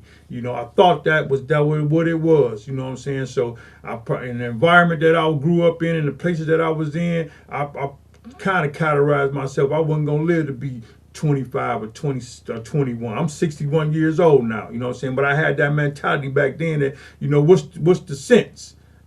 So when you start realizing that you matter, you know what I'm saying, the stuff that you got going on matter, then it's not just you. You got grandparents, you got sisters, brothers, cousins, aunties, your mother, your father. It affects your whole family. It affects everybody. The stuff that you putting yourself through, that you may say that I'm the only one going through it, but it's other people in your family that you just take that you pulling down the whole with you. Emotionally. And sometimes it may take something, like I say, experience is the best teacher. It may take, especially if you've been to prison and you're young and you get out, man, at 20, 22, 23, 24, you ain't did that much time. Don't do no more time. You know what I'm saying? You know how it is because you've seen it. You experience it. So that means that you could come home out of prison at a young age, 30, 25 years old. I'm going to say that because like I say, I just turned 61 years old. 30 years old is a young man to me. You know what I'm saying? I remember when I was 30, I was a young man. When I was 25, I was a young man. So my experiences led me to know that it's more to life than just doing things that's going to keep me caught up and keep me, having these people on my back all the time. You know what I'm saying? It's ways to get around all that. And you can mentor to somebody else. You know what I'm saying? Yeah, you might not want to hear from a 61-year-old, but maybe you need to hear from a 16-year-old. You know what I'm saying? They're following the same path that you've been down. They done been shot a couple of times. They done robbed a couple of people. And you know that ain't for them. You know what I'm saying? But that's somebody you can change. Yeah. You got in your head. I remember when we came down to Jackson, bro, and that young brother that I forgot his name. He just came home from the feds, man, and we was at the streets ain't cool, man, and he was speaking to the children, man, and he showed me that day, even though he was whatever he was into, he was going to be respected and listened to by those children. So he Yeah. stopped the whole, he shut it all down. And as the man, he stepped up and said, listen, I'm trying to teach y'all something. I'm trying to tell y'all something. You know what I'm saying? Because I don't want this to happen to y'all what happened to me. And we need more of that. He couldn't have been no more than 22, 23, 24 years old. You know, Yeah. That's a young boy. Yeah. Shout out to my guy, man. we need individuals like that to talk to other individuals. We all know that when we coming up, you've been there, bro. You know that you want to get accepted by your peers. You know what I'm saying? Yeah. You want to not just be accepted, you want to be respected by them. You know what I'm Yeah. saying? You can't show no sign of you trying to help somebody else that ain't in your circle. So And what happened is he recognized in that moment in real time, he recognized the faces from the children, them making that conscious decision in their head that, man, I ain't listening to what these Negroes is talking about. You know what I'm saying? Them old Nick, you know what I'm saying? He recognized that because we used to be that. We used to say the same thing when we used to listen to the big brothers, big sisters. Like, man, I ain't trying to hear that. Man, you know what I'm saying? And he recognized that in real time and was like, yo, hold on, y'all need to pay attention. You know what I'm saying? We ain't up here just saying this for nothing. Like, we really care. We know what it is. Like, once he did that, he got their attention. So I'm saying I use him as an example to say that we got some of our young people, man, that can mentor our young people. You know what I'm saying? It ain't necessarily got to be us. The person who we mentoring to may be young, but listen, we giving them what we got. You know what I'm saying? yeah, I still at 61, I still need mentoring. You know what I'm saying? It's still some things that's going on in my life that I need to be helped with. Like doing what I'm doing with you right now, man. This is like a therapeutic thing for me. You know what I'm saying? hmm It's allowing me to get the stuff that's embottled in my mind and in my spirit out. You know what I'm saying? And that's what it's gonna do. So now I know after this, I'm gonna have a great day today because now I'm gonna reach somebody somewhere with some positivity. You know what I'm yeah, saying? And that's what it's about. Even if I reach the people that may be thinking, them boys on there, them men on there, they ain't nothing gonna happen. That's the drive, man. That's the drive when you say ain't nothing gonna happen. My answer to that is just watch and see, man. Watch and see how great coming together can be for individuals that may feel a certain kind of way across the state. You know what I'm saying? And we got. definitely. I want to iterate on one more thing, man. With our young people, man, we gotta let them know the power of the voting is real, man. I used to think a while, just like everybody else think, my vote don't count. Me coming together with this particular people ain't gonna change nothing, man. Listen, we can change whatever we want to change if we come together. Flat out. I don't care what the circumstances is. We can change whatever we want to change if we come together. That's a fact, man. That's a fact. That's a That too, man. fact. Yes, sir. Learning that too, man. The people in what I tell people in prison understand civics and civic engagement more than people that are free. Because in prison, we understand that we got rights. We understand that we can shut this thing down at any given time and then force you to come to the table and negotiate with us. People in society could learn that from people in prison, right? If we understood the power of our vote, if we understood the power of our spending, of our dollar, if we stopped participating in things like shut it down, we would literally shut it down. People in prison know this. Like, this is what riots do. They shut it down, and we don't participate in your child hall. We're not going to work. Nobody's gonna get nothing done today because we on strike, right? It's a sense. You already locked up, so where else you gonna lock us up at? You know what I'm saying? So I'm rolling with this for this week. I got to because sometimes if you either you with us or you against us. Exactly. Sometimes it get down to that. You know what I'm saying? I'm not trying to say that in a bad way, but either you with us or you against us. Either you gonna support it or you ain't. You know what I'm saying? Don't just sit back on the sideline and watch this happen, and then once it start happening, you want to jump in. Yeah. This is the time. Even though you might be received because now you done learned your lesson. Even though you may be received in doing this, but like the brother just said, man, when it come time for when in there, it can happen the same way out here, man.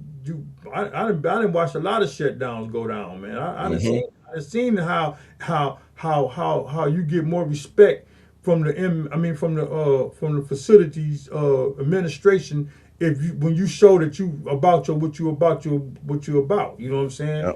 So yeah. Civics is the same thing. So you understand your local government. We have to understand our local government, the power of our voice, the power of our vote. It all matters. And if we can learn to come together as a collective, we can vote the people in that will be mindful of our issues, that will want to create programming and resources for our returning neighbors, because we need politicians in place all across the state that are going to support our objectives. And we have real objectives, real things that need to change. Like we're talking about reentry. All of this is about reentry and the lack of reentry services. So in order to get reentry services, especially the services that we need as a population, we need politicians, we need people that make laws to come through. We need them to understand our issues. We need them to understand some of our goals and objectives, and to create different funding pathways for us to start creating these programs and supporting these programs so we can have these services for people that are returning home. Because as y'all heard today, there's all of these challenges and factors that play into our success or our failure upon coming home. And there's a reason why the recidivism rates is the way they are. For those that don't understand what recidivism is basically the chances of you returning back to prison. You returning back to prison, right? Currently in our country, the rates that people return back to prison is high. And it's because of the lack of services, the lack of support that people get upon reentry. There's a lot of traps that can cause you to go back to prison, right? There's more traps that can cause you to go back to prison than there is resources to help you stay away from prison. So we have to physically build that. We have to physically support that. But last, before we go, man, I want to talk about an event we got coming up June 5th. June 5th, we got how the harms of solitary confinement jeopardize public safety and community well-being. We're going to host a conversation from the Solitary Justice Project. We're going to hear solitary survivor stories, solitary confinement legislative updates. Right now in Michigan, we're putting up a bill to be introduced to end solitary confinement and the practices in Michigan. We're trying to get them to change the laws and create a standard, basically a standard for how long we can hold someone within a solitary confinement. We understand some of the trauma aspects of what it's doing to people upon release. And this is the things that we're changing. Join us June 5th. We're going to be at the C-Store Deli from 5:30 to 7 p.m. This is sponsored by Open My Door and Citizens for Prison Reform. Please come out and join this conversation, because we are breaking the cycles. We're changing the rhetoric, and we're actually doing things to help improve the lives of others and make our community safer. Because bringing traumatized people back home to our community with severe mental illness, that's not creating safer communities in Michigan. And we understand that, and we're going to do better at supporting these initiatives to make sure people understand that we need to change some things about the way we do a couple things inside the solitary confinement system. We need to offer better supports and put a cap on how long that they can put somebody in the hole for. So make sure y'all join us June 5th. We're going to be at the C-Store Deli from 5:30 to 7 p.m.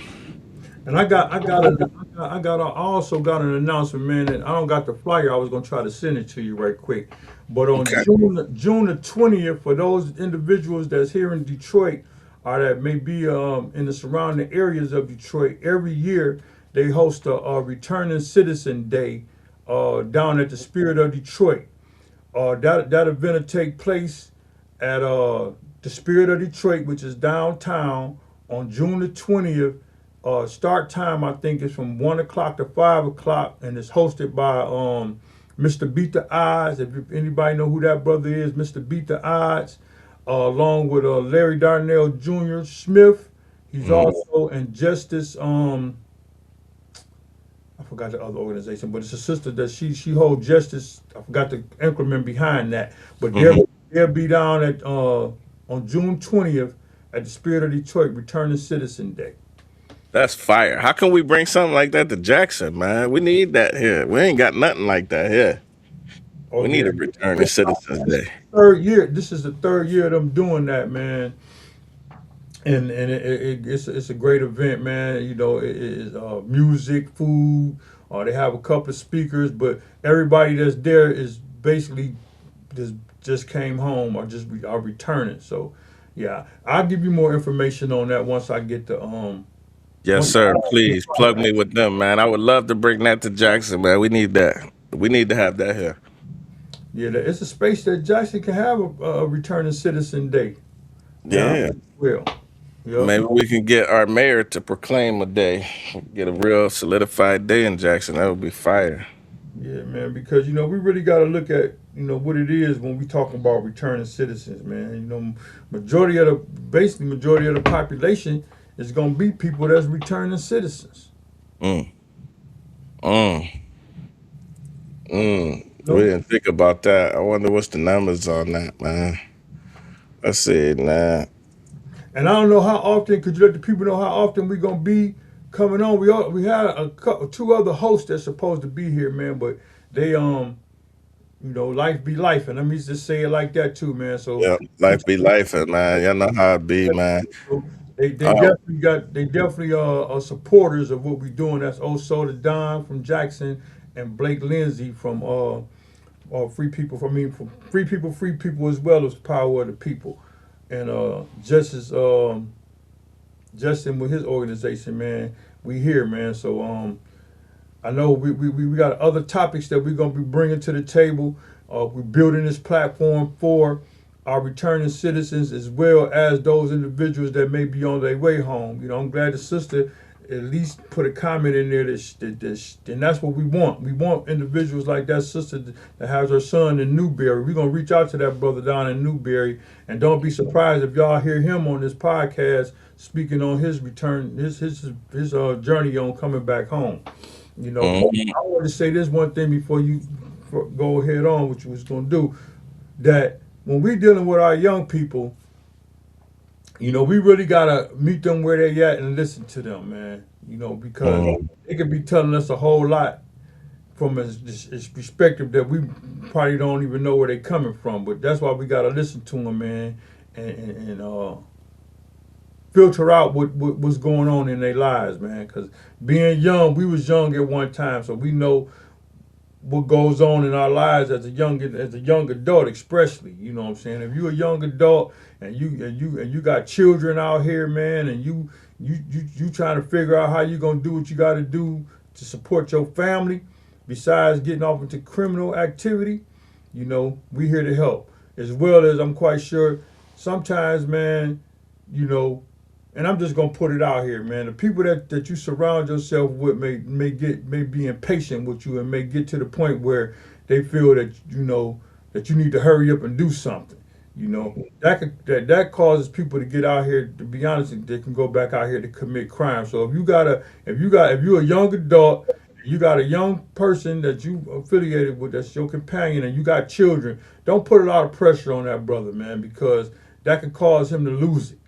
You know, Mm. you don't want you rather keep him with you than him losing it and wind up doing something that's gonna put him in a predicament where now you wondering how you gonna do what you got to do without him.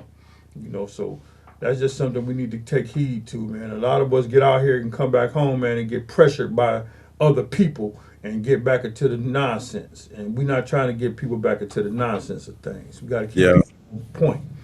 Yeah, I got the brother Maddox Bay on here. We was just on my live. I was just letting them know that we did talk about that debriefing. That was one of the brothers that did say that when you come home, you definitely need to sit down and get a debriefing Yes. and get yourself prepared for society. That's so important. But before I go into that, real quick, you mentioned that there's a lot of people that have a record. Michigan doesn't really publish an exact number of how many people have felonies in Michigan, but we know from organizations like Safe and Just Michigan, they estimate anywhere between 2 and 3 million Michigan residents have some form of criminal conviction on their record. So that's a lot of people that have some form of criminal record. And if you look at just the expungements alone, we had over 900,000 individuals have automatic expungements roll off in 2023. So you're dealing with a big portion of the community that has a felony on their record, you know. So we do have to do a lot with changing the rhetoric, changing the conversation, changing the way we talk about it, and changing the way we support people. All of that has to change. It's all very real, and I thank you for all of the inputs that you've been giving and adding to the conversation, man. Everything is 100% true and real, especially like that debriefing, man. All of my brothers and sisters that have been to prison, and especially if you're religious, like for me, I know I read a lot of the Christian Bible, and read a lot of the Islam Bible as well, Islam books as well. But one of the constants, like themes, right, in that transformation is like you're supposed to be born again and you're a new person, right? So sometimes our family, they don't recognize us as the new person, and we have to make that introduction. So having that time to sit down with our family and have that briefing, have that conversation, right? This gets us a chance to actually introduce ourselves to our family because they haven't met this new version of you. You know, they don't know this new version of you don't smoke. They don't know this new version of you don't want to see pornographic pictures on your TV. They don't know this new version of you can't stand listening to destructive music. So you have to reintroduce yourself. Like, look, I don't like this anymore. I've changed and I don't wear things like this no more, or I don't associate myself around these type of things. The last 5 years that I've been gone, I've changed this about my life, and I do this now, or I don't eat pork no more like I used to, and please don't offer me bacon, or all of these things that we gotta reintroduce back into our family. So to have one time when we first come home that we can do that, that's a genius idea, man. I love that. You know That one thing about religion, man, and with whoever you worship, whatever entity, spirituality that you had in your head, um, when you come home, if you changed your life, you could best believe you're gonna be tested. Your family members, other individuals, gonna see if that's who you say you really are. You know what I'm saying? So at the end of the day, it all comes down to discipline. No matter what religious organization that you follow, Christian, Allah, whoever, it comes down to discipline. And if you and each one of those religions have discipline. Christians have discipline. Uh, Muslims have discipline. Any religion. I'm not just speaking on all because there's a lot of religions. hmm But you have to be disciplined, and you can best believe if you say that this is what you're not going to be doing, guess what? You're going to be confronted with the thing that you say that you're not trying to do. And people gonna do that, and some people may try to force. Go ahead, man. You was there. You here now. You okay? No, you disciplined yourself. You done disciplined yourself so you can show the new version of who you are. So when you show the new version of who you are, you know how to deal with that. You know what I'm saying? And sometimes it may get to the point where you may have to be a little harsh. Man, I told you that what I ain't doing, and you making me feel that you don't even need to be around me because you trying to influence me to do something that I know that I don't do. Yeah. So that be the problem. I mean, as a returning citizen, you're gonna get that. I still get that to this day. You know what Yeah. I'm saying? You still the same. No, I'm not, bro. That's why we don't talk. Yeah. That's why I don't communicate with you like I used to communicate with you because you doing the things that I don't do. You know what I'm saying? So either come on this side with me, be my guest, and let me show you what I'm doing, what I got going on. That what I got going on can help you help somebody else out. Yeah. Oh, that's when you'll see if they start calling you back after that. When you start calling them to come volunteer. Like, nah, I don't want to go out tonight, but you can come with me and help me at this kids program tomorrow. Absolutely. They start running away quick. So yeah, definitely being mindful of who you surround yourself with and building those respectable boundaries, man. That's crucial. building respectable boundaries. Betty, I'm glad that you received something from this episode today, and that's what we're looking to do. We're going to be airing these episodes every Monday at 11 o'clock. Sometimes we might go live, sometimes we might pre-record them due to the schedules of all the men that are on the podcast. But either way, they're always going to air live on Mondays at 11 every week, so that we can be here consistently. If you know someone that would like to be on the show, or if you are someone that would like to be on the show, whether inside or out, send us a message, reach out to us, either one of us, any of us that are on the podcast, and we'll get you on here, because we think that these voices need to be heard, and people need to understand the realities that people face when upon returning from incarceration. Right, That's all we're trying to do. we got a couple of minutes, man. I know the brother Yep. Hicks Hill was supposed to be calling me at 1 o'clock. Yes, So sir. I know it'll be a joy for to hear him on our podcast with us kicking it off, because this brother, I know he's scheduled to call me at 1. Uh, he's been real instrumental on building what we got going on. It's a lot of brothers been real instrumental on building what we got going on. That's why, I'm glad you selected the 3 people that's on this podcast now. Myself, you, also the Don from Jackson, and Blake Lindsay from Detroit. You started out with a good circle, man, and we really want to bring awareness to helping people have a good transition. Like in one of my comments, they don't got halfway houses; they transition homes now. You know what I'm saying? Have a brother or sister make a good transition back out into society, no matter where you at. When you're dealing with our returning neighbors, man, we can support one another. They got ways that we can help each other out, man. And I always look at it like, and I'm not trying to say I do it from I do my work from the graciousness of God, and put it like that. So I don't mind giving up a couple of dollars, man, to help out, do what I can help out do. You know what I'm saying? Because you be surprised, man. You stop smoking cigarettes, man. You stop drinking. You got extra money. You know? I'm not just saying that for myself, but I'm just saying when you stop something, you can see the extra money. You stop hanging out, going to clubs and stuff like that, bro. You can see I got $200-300 sitting over here. You know what I'm saying? And I got some funds put away, so I could take a little bit of this and help somebody else out with, because this ain't nothing but it was leisure money in the first place.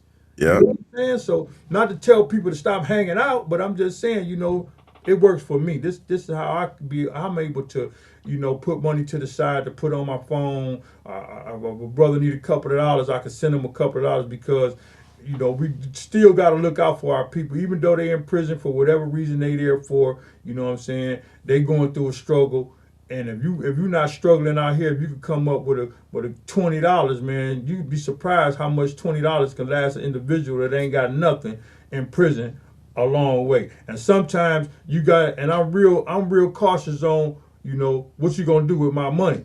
You know what I'm saying? I'm not about to send you my money, and then I hear through the grapevine that you in there flipping out with some K2. You know what I'm saying? So I'm not promoting that. I don't promote that out here. I ain't gonna promote that to ones that's in prison. So I know hygiene is important. We need brothers and our sisters they got the state stuff, but the state stuff is just the minimum. If they giving you the bare food minimum, you could just imagine the hygiene minimum. You only gonna get 2 bars of soap a week, I guess. I don't know how that go, but I know we had the big bars. Now they said they didn't took the bars. You get the tiny bird. You get 3 of them a week.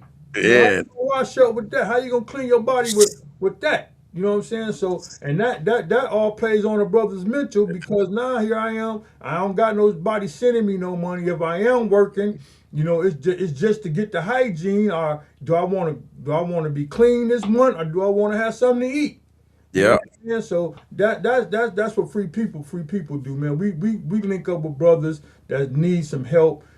I don't mind helping, but I'm not gonna be taken advantage of. Let me just say it like that. I can easily see through some of the crap, and I ain't the one to be trying to do that, going through the nonsense of trying to help you out, and then you taking. And a lot of people in prison do that, man. They prey on their own family members. You know what I'm saying?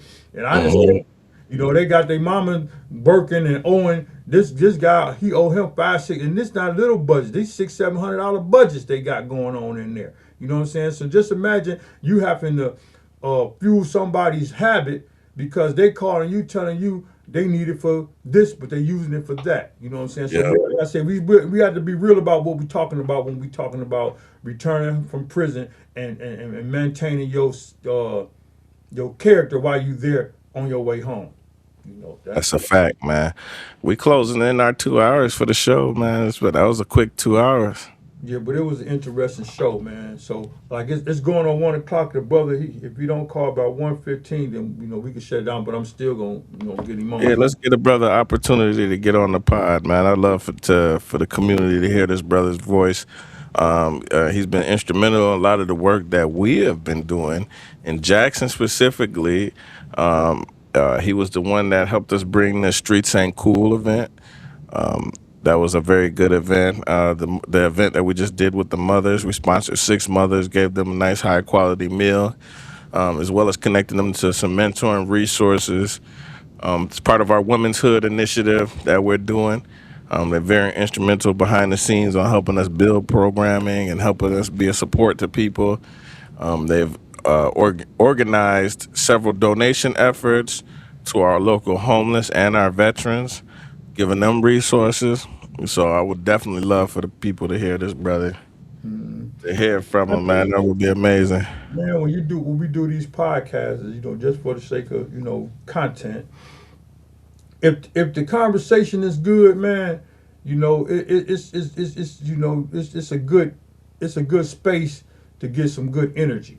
You know what I'm Oh saying? yeah, Sometimes people, if you catch, some people may not want to hear what we got to say. But at this particular time in my life and this session of people coming home from prison, people need to hear. People need to be more aware of the neighbors that that's surrounding them. You know what I'm saying? hmm And this is why I commend you for putting this together, bro, and selecting the people that you're selecting, and we working collectively on bringing other people on board to really show that that we can all work as together as one, man. And the main thing of it is, man, that I feel that if we can stop people from going to prison, man, we can stop people from doing these crimes. You know what I'm saying? What other resources can we come up with to make people stop doing the things that they're doing to get sucked up in the industry?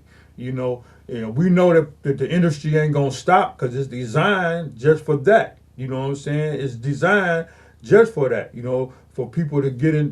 When you get in trouble, you do your time. You go to court. It's designed for that. So what about if for a couple of weeks or a couple of months, we got these individuals that's gonna stop the violence. Period. yeah, You know what I'm saying? We just gonna stop it. And I know that it's a hard task to take on, but everybody not gonna be the same. Somebody gonna latch on to it. You know what I'm saying? And you can only so many people can get killed. You know what I'm saying? So many people can get robbed. So many people, we just need to stop all that. And it only goes on, and I'm gonna be real about it, man. You don't see no other communities where they doing this at, but in our communities. hmm Just being honest. You can't go to the Arabic community. They may have their issues out there, but they ain't knocking each other upside the head. You know what I'm saying? You but may you don't see it on TV either. yeah, you can go to a European community, where I live at here in Livonia, Bloomfield Hills, hmm name a suburb. They not out there doing that. You know what I'm saying? So they come down to the inner city and it's us, man. It's us. You It know. is. We have to stop glorifying the street culture. We have to stop glorifying the negative aspects of our society.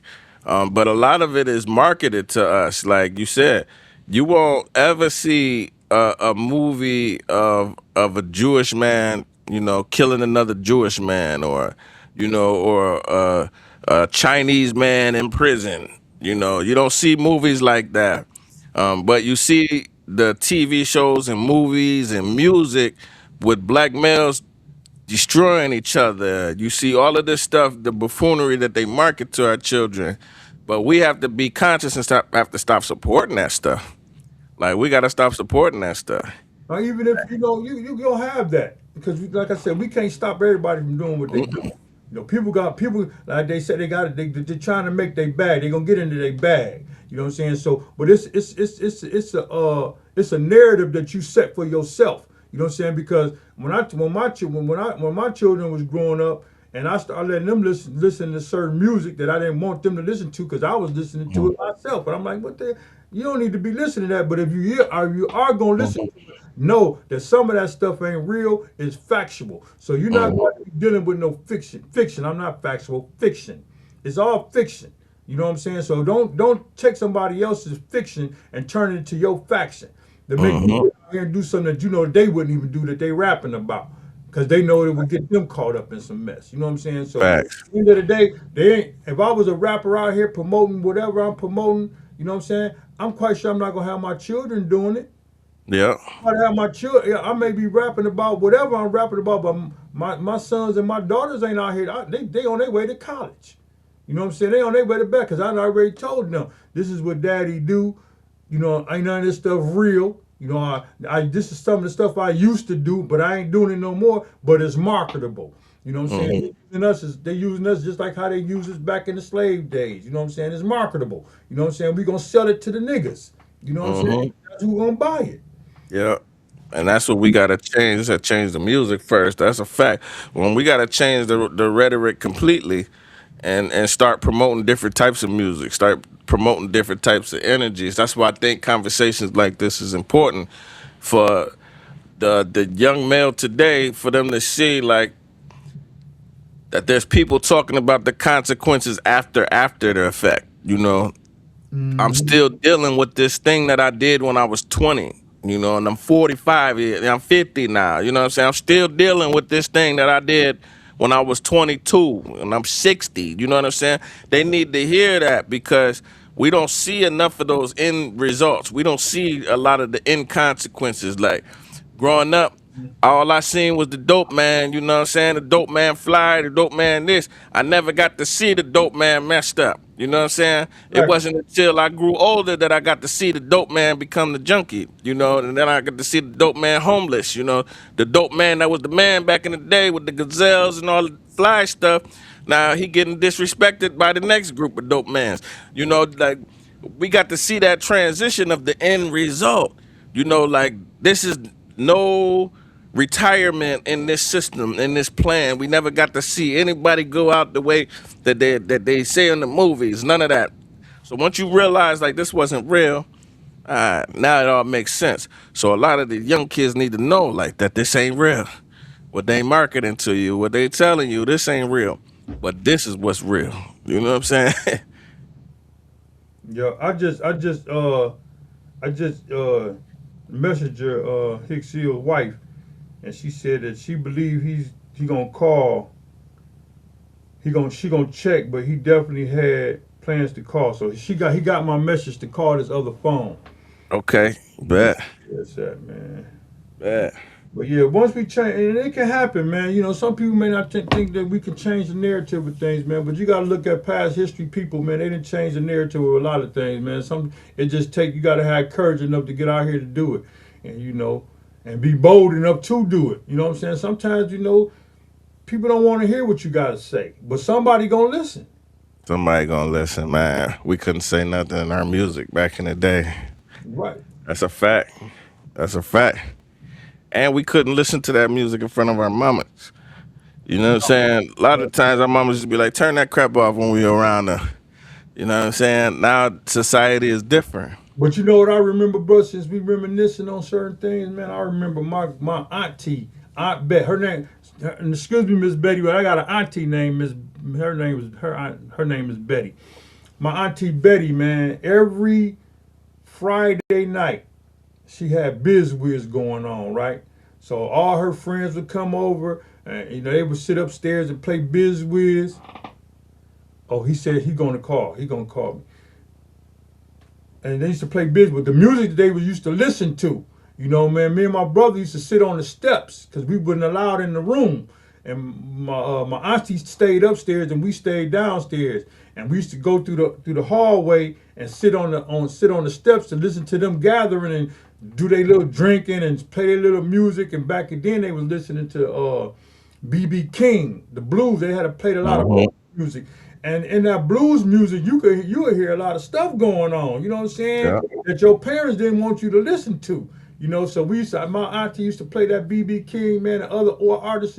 And when we got caught on that step listening to the music, we used to get in trouble, man, because that was the kind of music they didn't want us to listen to. We was too young to listen to that. You know what I'm saying? Mm-hmm. Like the music now. Some of our children are too young to be listening to some of that stuff they got going on. You know what I'm saying? So I totally can relate to that, man. And then when I got older, man, I started listening to that gangster rap, man. That gangster rap got me. That gangster rap had me on something different. You know what I'm saying? And it's just how, until I was informed that, listen, man, that stuff they saying is fact. It's fictional. It ain't facts. Even if it is facts, you know, some of the stuff that they do be rapping about do be about facts. But listen, you're gonna wind up going to the joint if you putting out fact stuff like that, because Mm-hmm. they're gonna run an investigation on you. And that's Yeah. something even you may not even be wanting that to happen. But once that investigation get pulled on you and you get pulled into the mess, now you Now out they using your lyrics against you. and You you get know? Yeah. yeah, Yeah. there's some coming in right now. Bet. Let's get my brother on the line. Hello, this is a prepaid call from the prisoner at the Michigan Department of Corrections South Facility. If you feel These you're days, yeah, she going to grandma's house on Sunday. She waking up at 1. customer service, Roll up. 55 Roll up to accept this We call, got press 0. Kodak Black listening, Call, hang sexy up. red twerking grannies nowadays. The next call from is Is that bring back the milk and cookies, granny? $1.05. This call is from a correctional Can you hear? facility. Can you hear the phone? Yep. Three-way calls are strictly Yep, we can hear it nice and clear. OC policy. Thank you for using GTL. Islam, bro. Right quick, we got you on the Returning Neighbors podcast. You know the brother. You familiar with that? No, I'm not. Oh, well, we're going to introduce it to you, man. The brother Returning Citizen podcast is hosted by myself, Justin, another brother named Oso the Don. You may know him by another name, and Blake Lindsay. But those two individuals not here. It's just me and Justin along with yourself right now.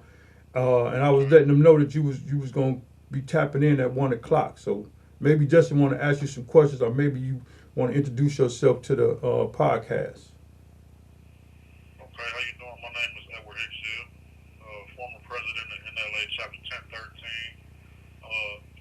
supporter of Pop First, Jackson Strength Network, free people, free people.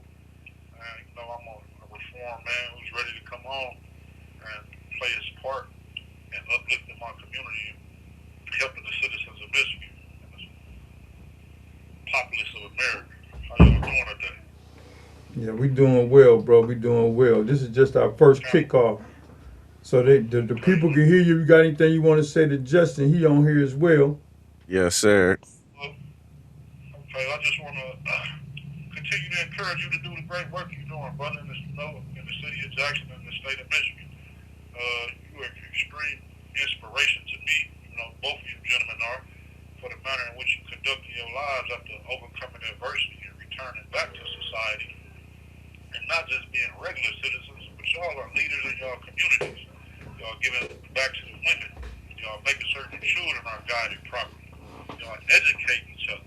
Y'all making certain that mental health is being seen, spoke about, and actual results are occurring due to the work y'all doing.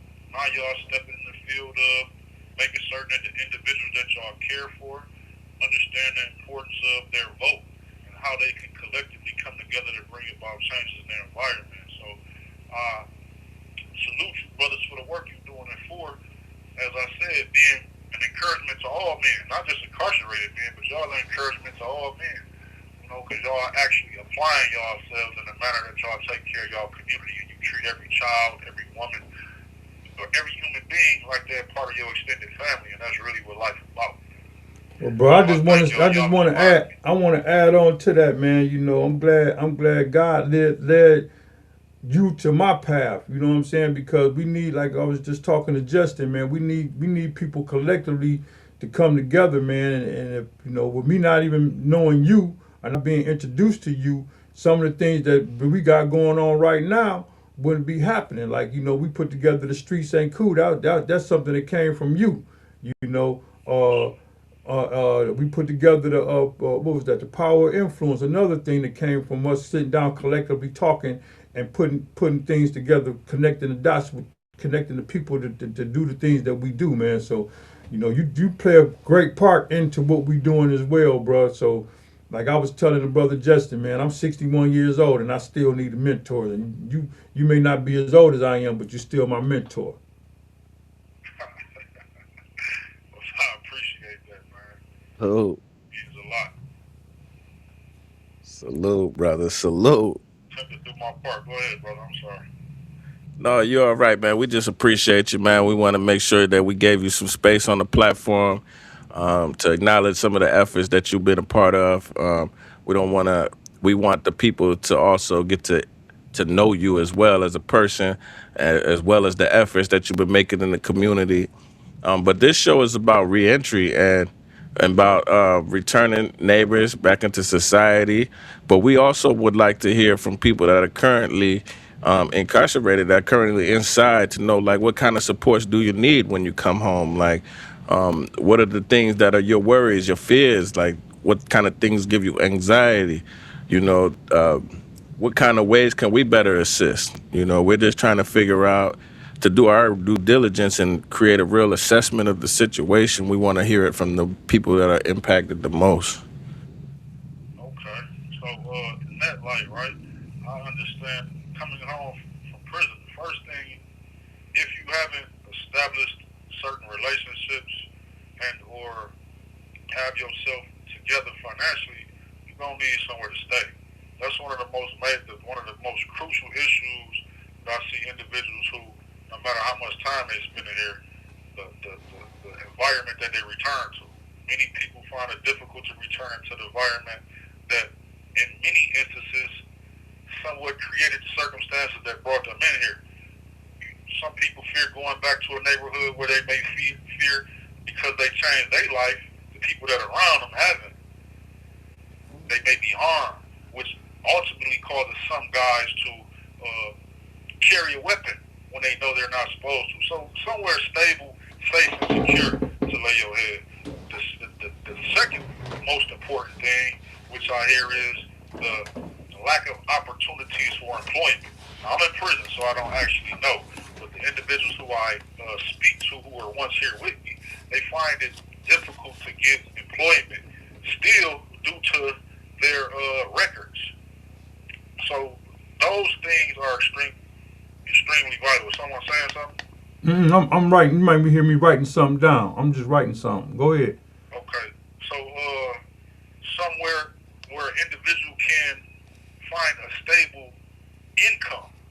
Also, it's about community. Community is very important in this. So it's about, if we coming home and we're able to establish ourselves, just like you two gentlemen, it's incumbent upon us to make certain that through organizations that we build relationships with guys who are on their way home, so they can come home to some guys, not just incarcerated guys, but individuals who can continue to mentor them, help them. I didn't understand that I had suffered from depression until I came to prison, and that I was filled with hopelessness, and these particular things created and altered or directed the way I was thinking. I didn't get that information until I came to prison, and now I can understand and see when I'm about to enter into some form of stress or tense moment, so I can better act. So another thing is education. You know, guys need to be educated and have the resources to know what's going on with them, and then it will keep them out of situations. So, you know, I would say home, a job, and community first and foremost. So those are the crucial things that I hear all the guys that home that I deal with that they need. Okay. And that the system, sad to say, don't necessarily push rehabilitation the way they should. You have to actually want that. Right. That's some of the things that we was talking about on this platform today, as far as preparing ones to come home and what to expect when they get here. I want to ask you a question, bro, because what have you prepared for yourself upon your release from prison? What you plan to do? First, I want to spend some extended time with my family. I'm big on my family. I've been gone for 15 plus years. I understand that in many ways that I didn't when I was younger, that I'm really the head of my household. My nephews look up to me. My sisters look up to me. I'm a very valuable person, so I have to first do that. But from there, it's get employment, brother. Though many things that's going on for myself that I've created, I know the system requires that I have employment. So I'm going to employ myself, and then I'm going to get my thoughts together. And then endeavor into assisting others who are on their way home. This is a big industry. In the industry, people are making hundreds of millions, if not billions of dollars off of the prison industry. I'm of the mindset that the individuals who come out of prison and who have done a lot of time in prison, they need to understand the systems that are needed so that they themselves can create those systems and then benefit off the system as well, but do it in a manner that continuously helps the individuals coming out. So, with some of the stuff I just experienced, brother, sometimes I really be thinking about going to buy a house in the middle of a field and just live with my wife, man, and garden. Stay away from society. Sometimes that's how I feel. But, I've established some great relationships, and I'm going to get out there and help people. That's what I'm going to give the rest of my life to. Absolutely, I'm going to involve myself in some real estate. I was blessed to have experienced a different side of life besides the criminal side of life before coming to prison. So those are my goals. I'm going to immediately get off into the entrepreneurial field. It's already established for me to come home in momentum. And so I'm going to become deal with real estate. And then, brother, I really want to help the youth. The young men and young women, they need individuals who have experienced the hardships of life. And sometimes they may not be able to identify with their mother or their father. So how do you propose to do that, bro? Because that's a conversation that everybody's saying. Not everybody want to help the youth out, man. So how do you propose to help the youth out? You have to meet them where they are. You have to meet the youth where they are. You can't try to, in my opinion, when I was young, a guy couldn't come and try to. You have to be relatable to them first and foremost as well. You have to be able to, even though you may not like it, you got to be able to speak their language. You have to meet them where they are, then find out what it is that they need individually. Once you get to know a young person individually, then you can begin to help them. Of course, we know in life you need economic structure, you need spiritual structure, you need safe living environment, all of those particular things, but that's not the individual. We're dealing with individuals, multiple individuals, so we would have to take the time to actually get to know the young men and women and find out what it is that they like that sparks their interest.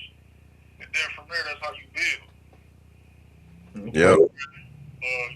With the assistance of justice, we have to create programs. We have to create programs, and the youth are into entertainment, some form of fashion, some form of sports, and then you got to take the block to the block. I had the ability to be on the block, man. Excuse my language. I've been on the block. I've been on the corner. I've been in the spot. So I'm going to walk right up to a spot, and they're going to say, "What's up, E?" And then I'm going to have to say, "Yo, man, I'm Hicks Hill. Let me explain to you what happened, how E transitioned into Hicks Hill, and why this ain't going to work for you." It ain't no guys out there, in my opinion, that's on the street, on the corner, doing what they doing, going to them young guys saying, this ain't cool, man. I did 25 years for this life. You ain't going to get no chain, no money, no drugs, and blow up. That ain't what's going to happen. That's the false illusion that we silly, so. Absolutely. So Yeah. We got a couple user comments on here.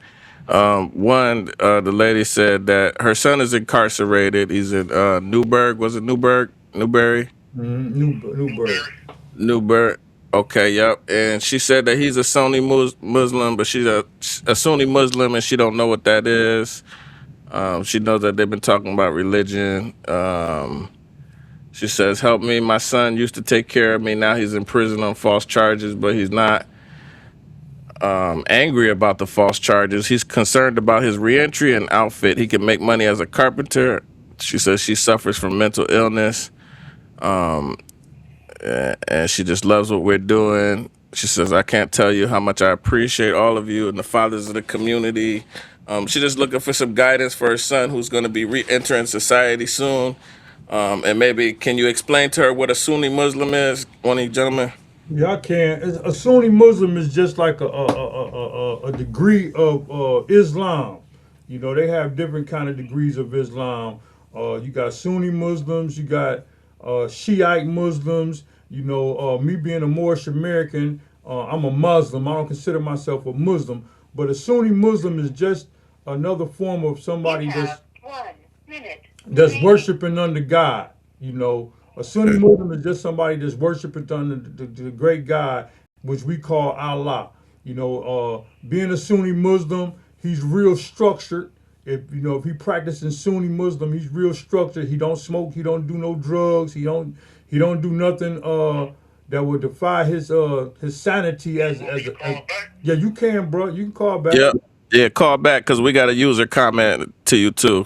Yeah, so a Sunni Muslim is just a form of religion, a part of religion in a Muslim atmosphere. If you ever go, you ever see the brothers that pray 5 times a day? That particular Sunni Muslims, they pray 5 times a day to God.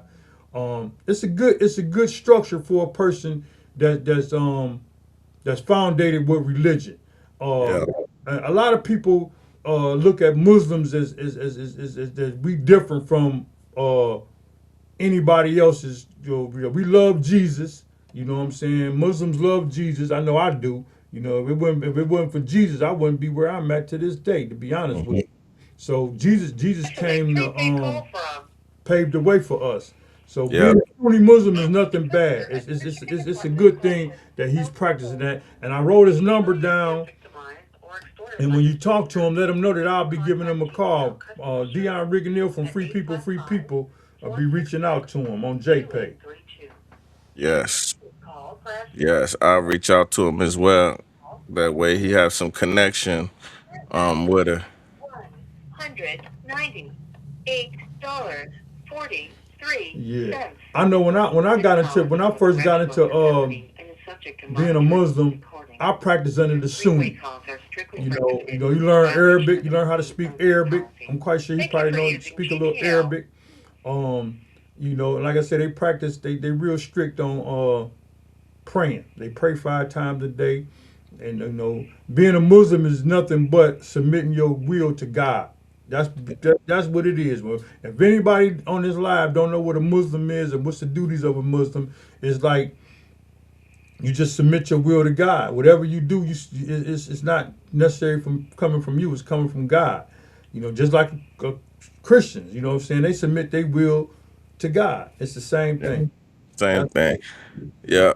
Hicks Ill, she wanted to let you know. She said, "Can someone tell him how much we love and appreciate him, please, before he gets connected? We know how painful that the process is." So she just wanted to let you know that you're loved, brother, and appreciated for everything you do.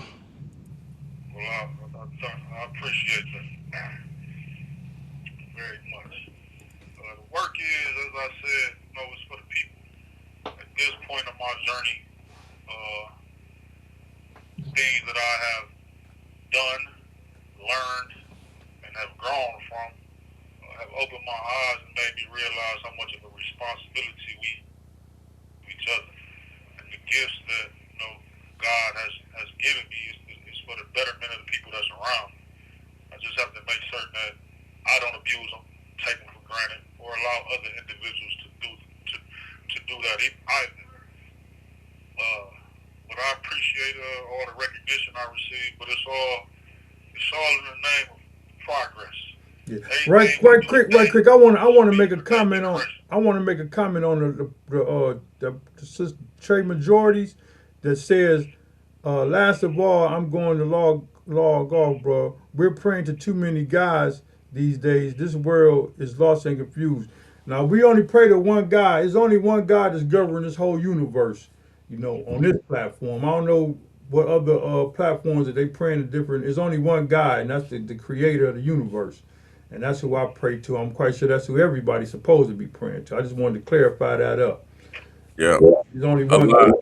People get it confused. Essentially, they think that when you say Allah, they think that you're mentioning a different God, but essentially it's the same God. Everybody is talking about the same monotheistic entity, the great creator of all the universe. It's just the translations of the name that differs. So when we talk about that kind of thing, that's what we're talking about.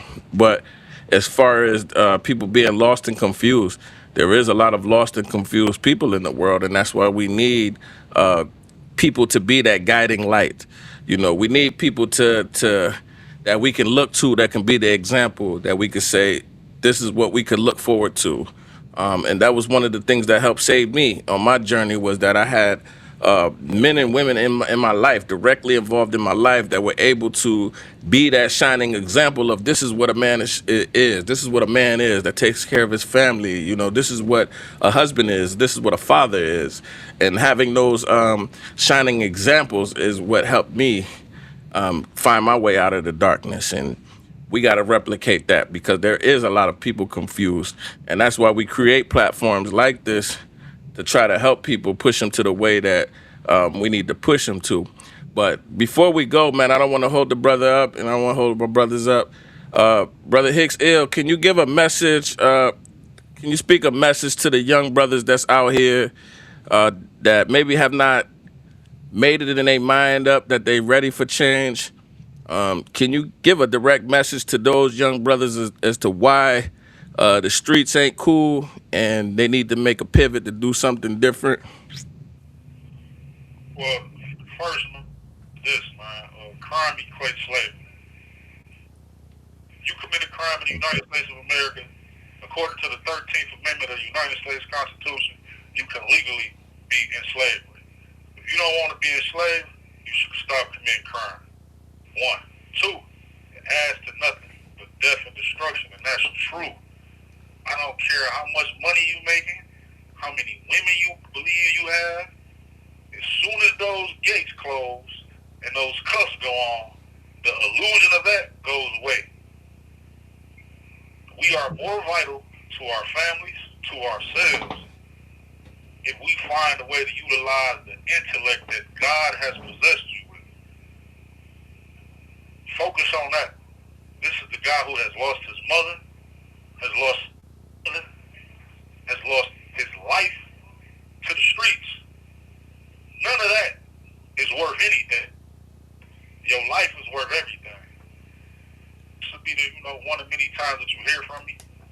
And you're capable of getting that same type of money, personal clout, and enjoyment working a job. And if you need help with that, seek me out. I give you a simple strategy. Equate prosperity. And anybody that knows me knows when I was a young guy, I was riding around in all type of vehicles, doing all type of things, traveling all across the United States. I wasn't selling one lick of drug or doing one illegal thing to make that happen. But everybody thought I was. And with that, I'll be gone. Peace more, and I appreciate you, Justin. Y'all brothers continue to do the work y'all doing. All right. I'm gonna have my other phone later on today, so you can call me probably tomorrow on that phone. But for now, I just got this 313 number. If you want to call me back later on. Yes, sir. Recording while we talking? Yeah. Oh, okay. Yeah. You Yeah. still on live? You still on? Yes, sir. We are live. We on the platform. We got 6,000 followers, man. So I just know that your messages will be heard across all of our platforms. We live on Facebook right now. We live on YouTube right now. We're actually live on 3 different Facebook pages right now.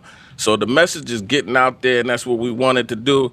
So we appreciate you, man, and we'll definitely be tapping in all throughout this season of the Returning Neighbors podcast. We're gonna be building, brother. Okay, then I look forward to chiming in again, man. I'll give y'all something else. Absolutely. All right. Yes, sir. Peace, brother. Thank you for using GTL. Okay. Well, that was the brother Hicks Seal for those that He said her youngest son's father is Nap L. You might know the brother Nap. We might know that brother. Yeah. But when it comes down to this more science temple, it's a lot of times, you got to clarify some things up. I'm a part of I'm a proclaimed member of the Moore Science Temple, which means that I proclaim my nationality. I'm not an active member as so far as inside of a temple. I'm not an active member, but I am a proclaimed member that I did proclaim my nationality. And a lot of people get this more science temple misconstrued about what it's about. It's about nationality. You gotta have your nationality. If you don't know who you are and where you came from, the labels that the slave master put on us, the Negro, black, colored, and Ethiopian, those are slave names. Those are labels that was put on us, even to black, even to African American. In my perspective of the teachings that I come from, man, we all are Moorish. We all come from ancient land in Morocco. And we was transported. Some of us was already here in America, and some of us when they had the Yeah. state. It's a whole nother entity of things that go on. But I don't want to get off into all none of that because this is what this platform is about: returning neighbors. So when we do, and in a sense, this can add to our returning neighbors because we do got a lot of people from different religious entities that may be returning neighbors that may not know what exactly where we at and where we stand at. Like the sister asked about a Sunni. It's a huge Sunni community here in Detroit. Yeah. Jackson too. It's a huge community. So I'm quite sure that we can link your son up with these communities that practice what he practiced and help him along his way as a returning neighbor. Yeah. This platform is meant for what we got going on here. And Yeah. But when it comes down to naming off a lot of Moors, these ills and these bays, man, I don't know a lot. I know the Moors that I know. If I did run across that brother Kemp Ill, I probably do know him, but I have to visually see him, and if I don't know him, we still brothers. You know what I'm saying? Yeah. Practice under the same circle. But at the end of the day, it's about making sure that when people return home from prison, that they have a community of people that can bring them in, that can care for them. Like I had this conversation with a brother that I know, a Christian brother, one of my business partners, right? And we was talking about that, what church does for him, right? And what being a part of a church community does, what he gets from it. And all of the things that he gets from being a part of that community is positive things that a person needs. We need that structure. We need that love. Sometimes we need that schedule of just going to somewhere constantly and being around good people. Sometimes we need someone to deliver us a message, a positivity, but making sure that people get connected with that community is vital for a person in their journey on reentering back into society. So if your son is building and he's doing something positive, you want to encourage that in all ways. Try to support him in all aspects. There are a lot of communities that we can connect him with to make sure that he has that support system from people that are like-minded, right? Because that's what it's all about. So those are the things that we can do as family members to help support our returning neighbors, right? To help our citizens, our families that are coming back to society. We have to stop being so judgmental in our mindsets, right? Just because they might choose a different religion than what you might have been traditionally, right? Because sometimes that happens, especially with our African American brothers, right? We might go to prisons Christians and we might come home Muslims, or we might be Muslims when we go in and we might come home Christians, whatever the case may be. But don't hinder them from having a positive community around them. As long as that is positive and they supporting positivity and growth, it's going to be a good thing, and God will use that to help change their life. Just giving them that structure and that community of love around them. We want to support those type of things other than supporting the negative things, because we know the streets is going to be there. We know the streets is going to be waiting. They going to be waiting with their bottles and they drinks and they drugs, you know. So we don't want to push people towards that. We would much rather push them into a church, a synagogue, a mosque, somewhere. We would much rather that, because we know that at least under those religious structures, right, and under these religious constraints, that there will be rules, that there will be they're going to challenge for growth, right? And that's what we need as returning neighbors. We need people that are going to hold us responsible, accountable, and teach us to show us a different way. And that's what these platforms do. But we ain't gonna hold y'all up, man. It's been a great episode, man. We could talk about this all day, man, all day. Yes, sir. I just Let want to it, add, man, before you tap off, man. It's only one race out here, man. It's only one race of people out here, and that's the human race. You know, at the end of the day, however God made you, or however you got here, how you know, being conceived and brought here, at the end of the day, is only one race of people. facts. There's only one race of people, and that's the human race. So, like I said, this is a returning neighbors for all races under Yeah, the human race. You know what I'm saying? And I'm here, this is me personally letting people know that I stand for humanity, man. I fight for humanity, man, and I uplift humanity. And right now, in certain areas of the world, certain areas of Michigan, our help is needed within the humanitarian aspect of lifting up the community for humanity under the human race. facts. All right, man, we out of here, man. Thanks for joining us. We're going to be back next Monday at 11 o'clock, man. We appreciate y'all. We love y'all. Make sure y'all reach out if you want to be on the show. Send us a message. Leave us a comment. Oh, do I turn to?